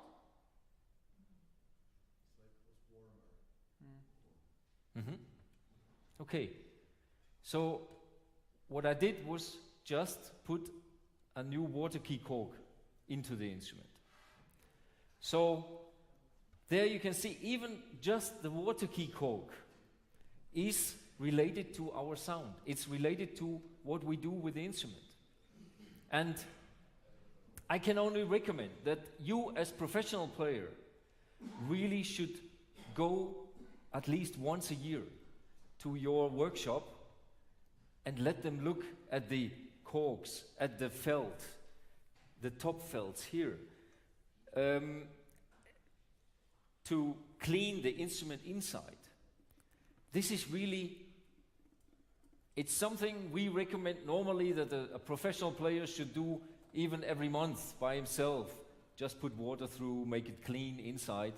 But once a year, it should be really a professional cleaning on the instrument. Because the instrument will change during the time you're playing it. What we talked before about this resistance spots on an instrument, like the end of the lead pipe, the end of the tuning slide, the beginning of the valve here. These little spots are related to your resistance, to your feeling of the instrument. And when you play it for 1 year, a lot of residue, a lot of oil, a lot of grease, everything is inside there. And is sitting down, especially on these little spots. And therefore, this spot doesn't help you anymore to play the instrument. So to come back to the instrument that you choose at the beginning, you really have to clean the instrument regularly. And we recommend really do it professionally at least once a year to have the instrument in good condition and also set up the corks and the pads. The pads here are related to the pistons. So the inside pad or the outside pad is really something that controls how far the piston goes up and down. And this control makes, if your airstream and your acoustical stream through the piston is nice, round, going through, or it has a little edge inside. So if you play this for too long time, the piston is going too deep, it's going too much down, and the upper position is too high. So that means on every side, on the upper and on the lower position, you have a little edge in the inside of the piston. And we're talking 3 pistons here. So you have 3 edges on every single push you do with the instrument. And that's really not like a new instrument. A new instrument should have a good valve alignment. Really helps you playing. It helps you to get a nice sound and a good control of the instrument. One other thing I would like to show you about what we said before about screws. So you play this again, this instrument.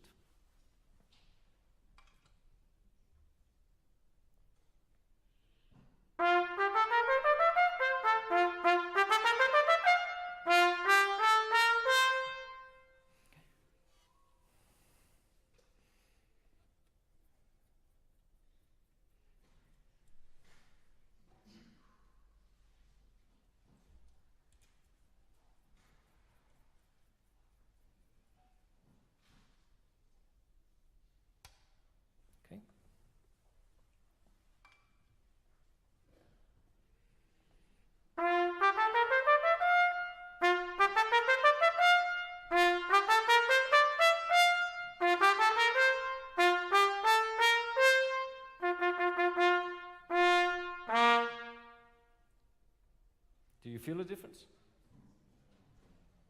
Yes, but I don't know if it's better or not. Okay. Okay. I can't recognize for the first. Maybe once again. Mm-hmm.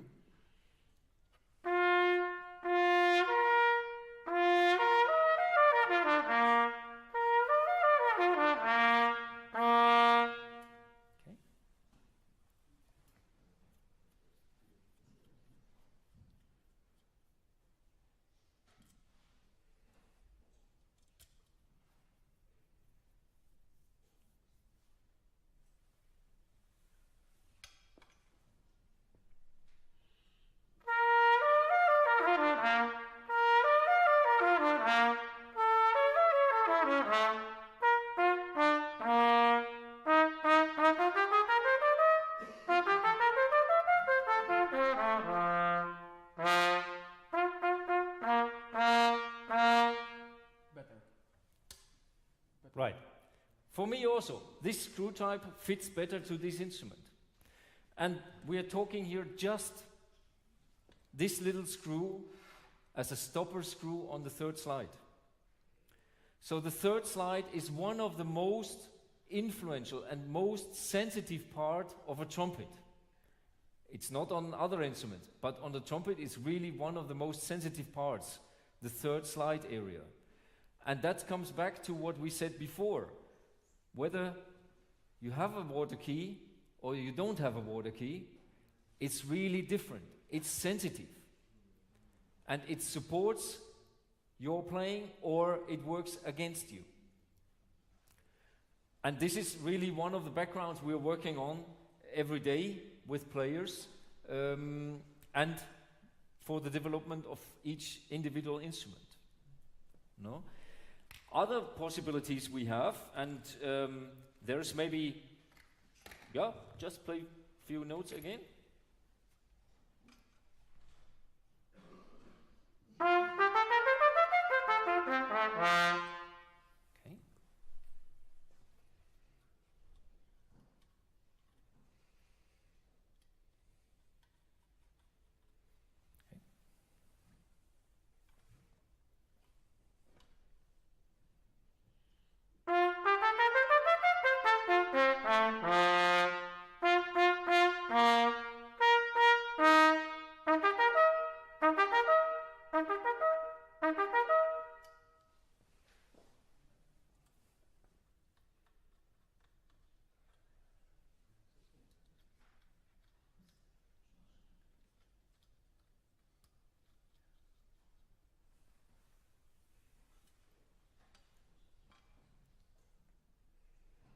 More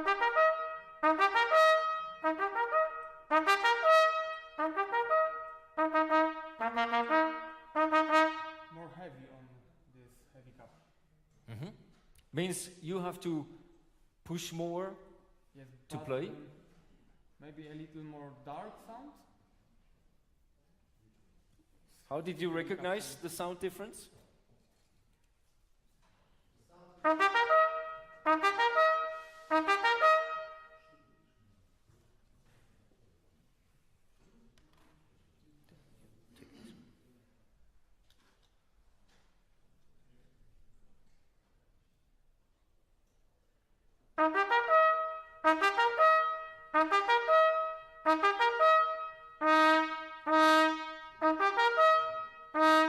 Maybe more stable.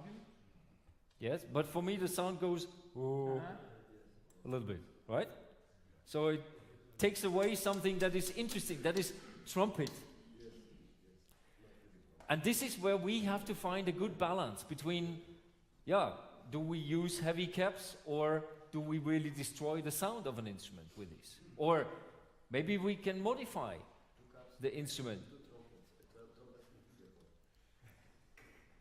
Yes. So, again,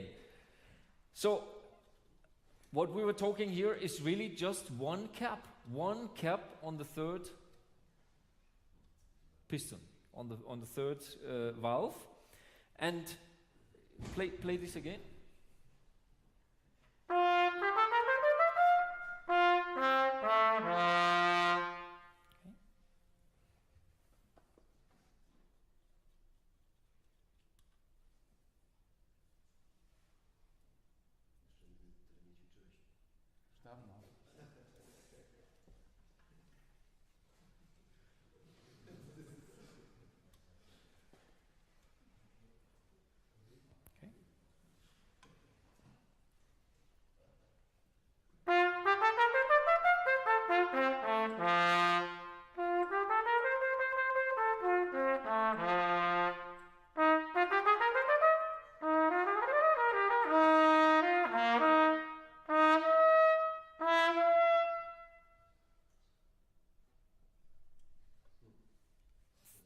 For me, listening from here, it's somewhere in between the heavy cap and the original cap. I can hear a little darker sound on your side, but I still hear the vibration of the instrument.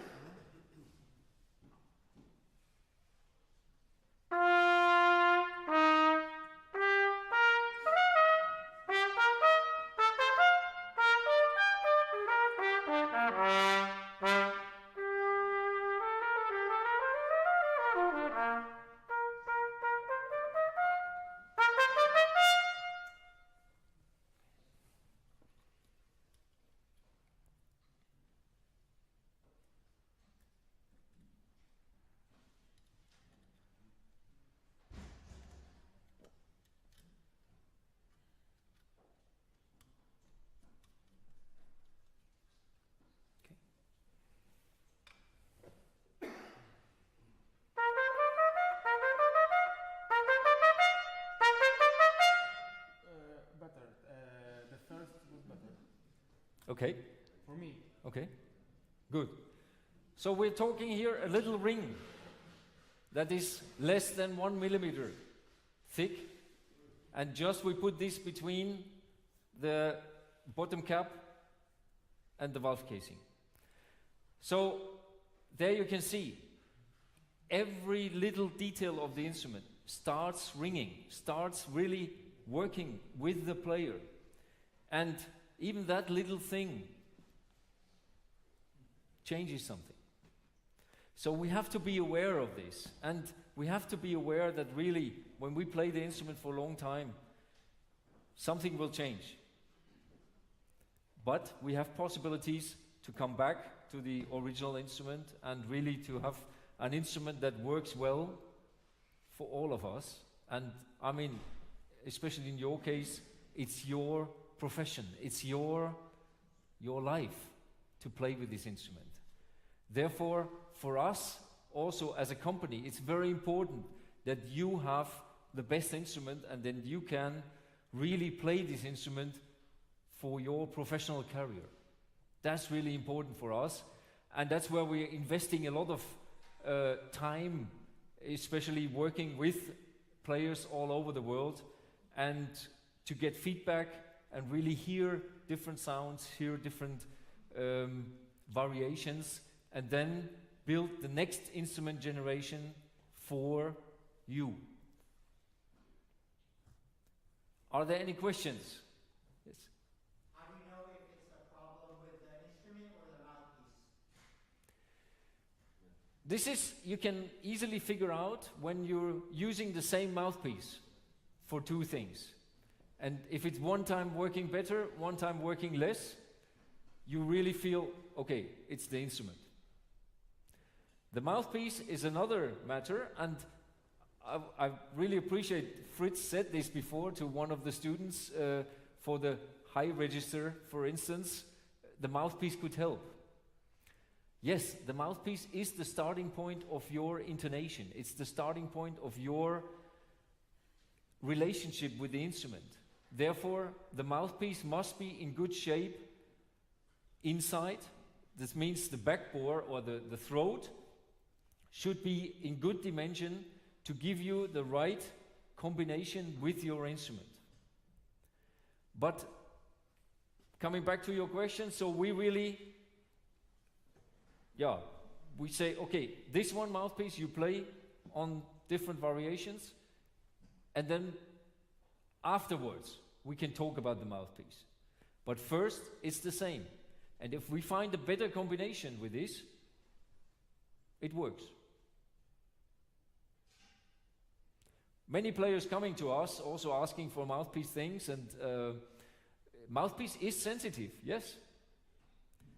But the first, especially you as professional students and professional players, I trust that you have found your good size already and not now changing between this size and this size, and no, it's really the little things that might help or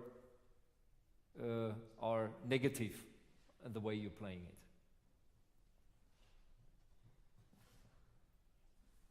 May I ask about the screw? Yes? Because all the other differences we can measure, like with the ring or the heavy caps. What can we measure with the screw? Is it the size? Is it heavier? Is it different? The other screw we put in there, What's the scientific explanation of it? it was, the screw itself is gold-plated and was slightly lighter in the head of the screw. So there was a smaller tension. Yes, yes. Right. So, again, every single part of the instrument is vibrating. And yes, it's your sound that is coming out of the instrument, but it's in combination with the instrument. And the sound of the instrument there, really every single thing inside even the instrument is vibrating and making your total sound. No? This is even when we have just one example. So this is the springs of the pistons. And if we use two springs in a same tension, same weight of tension, but a different material, you will see or you will hear a different sound. It's really changing by the material. And therefore, for some instrument it works well with this is for instance stainless steel. It works well because it's adding some overtones, some interesting vibrations, while the normal bronze springs are more related to what we look for on a classical instrument, with a more powerful, centered, very beautiful sound in a concert hall. So this we even can control with the type of spring we are using. And the same also we found for the water key springs.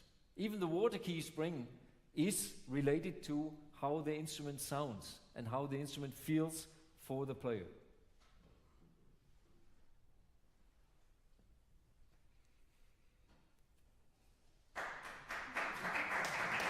Thank you very much.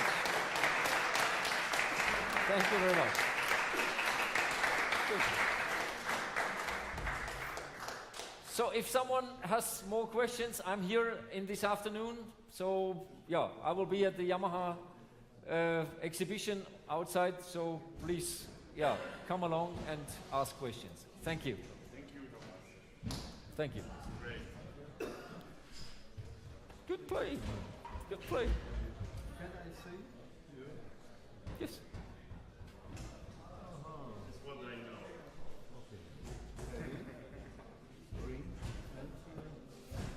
This is water key springs, yes. So we have different, for example, this is already in, but this trumpet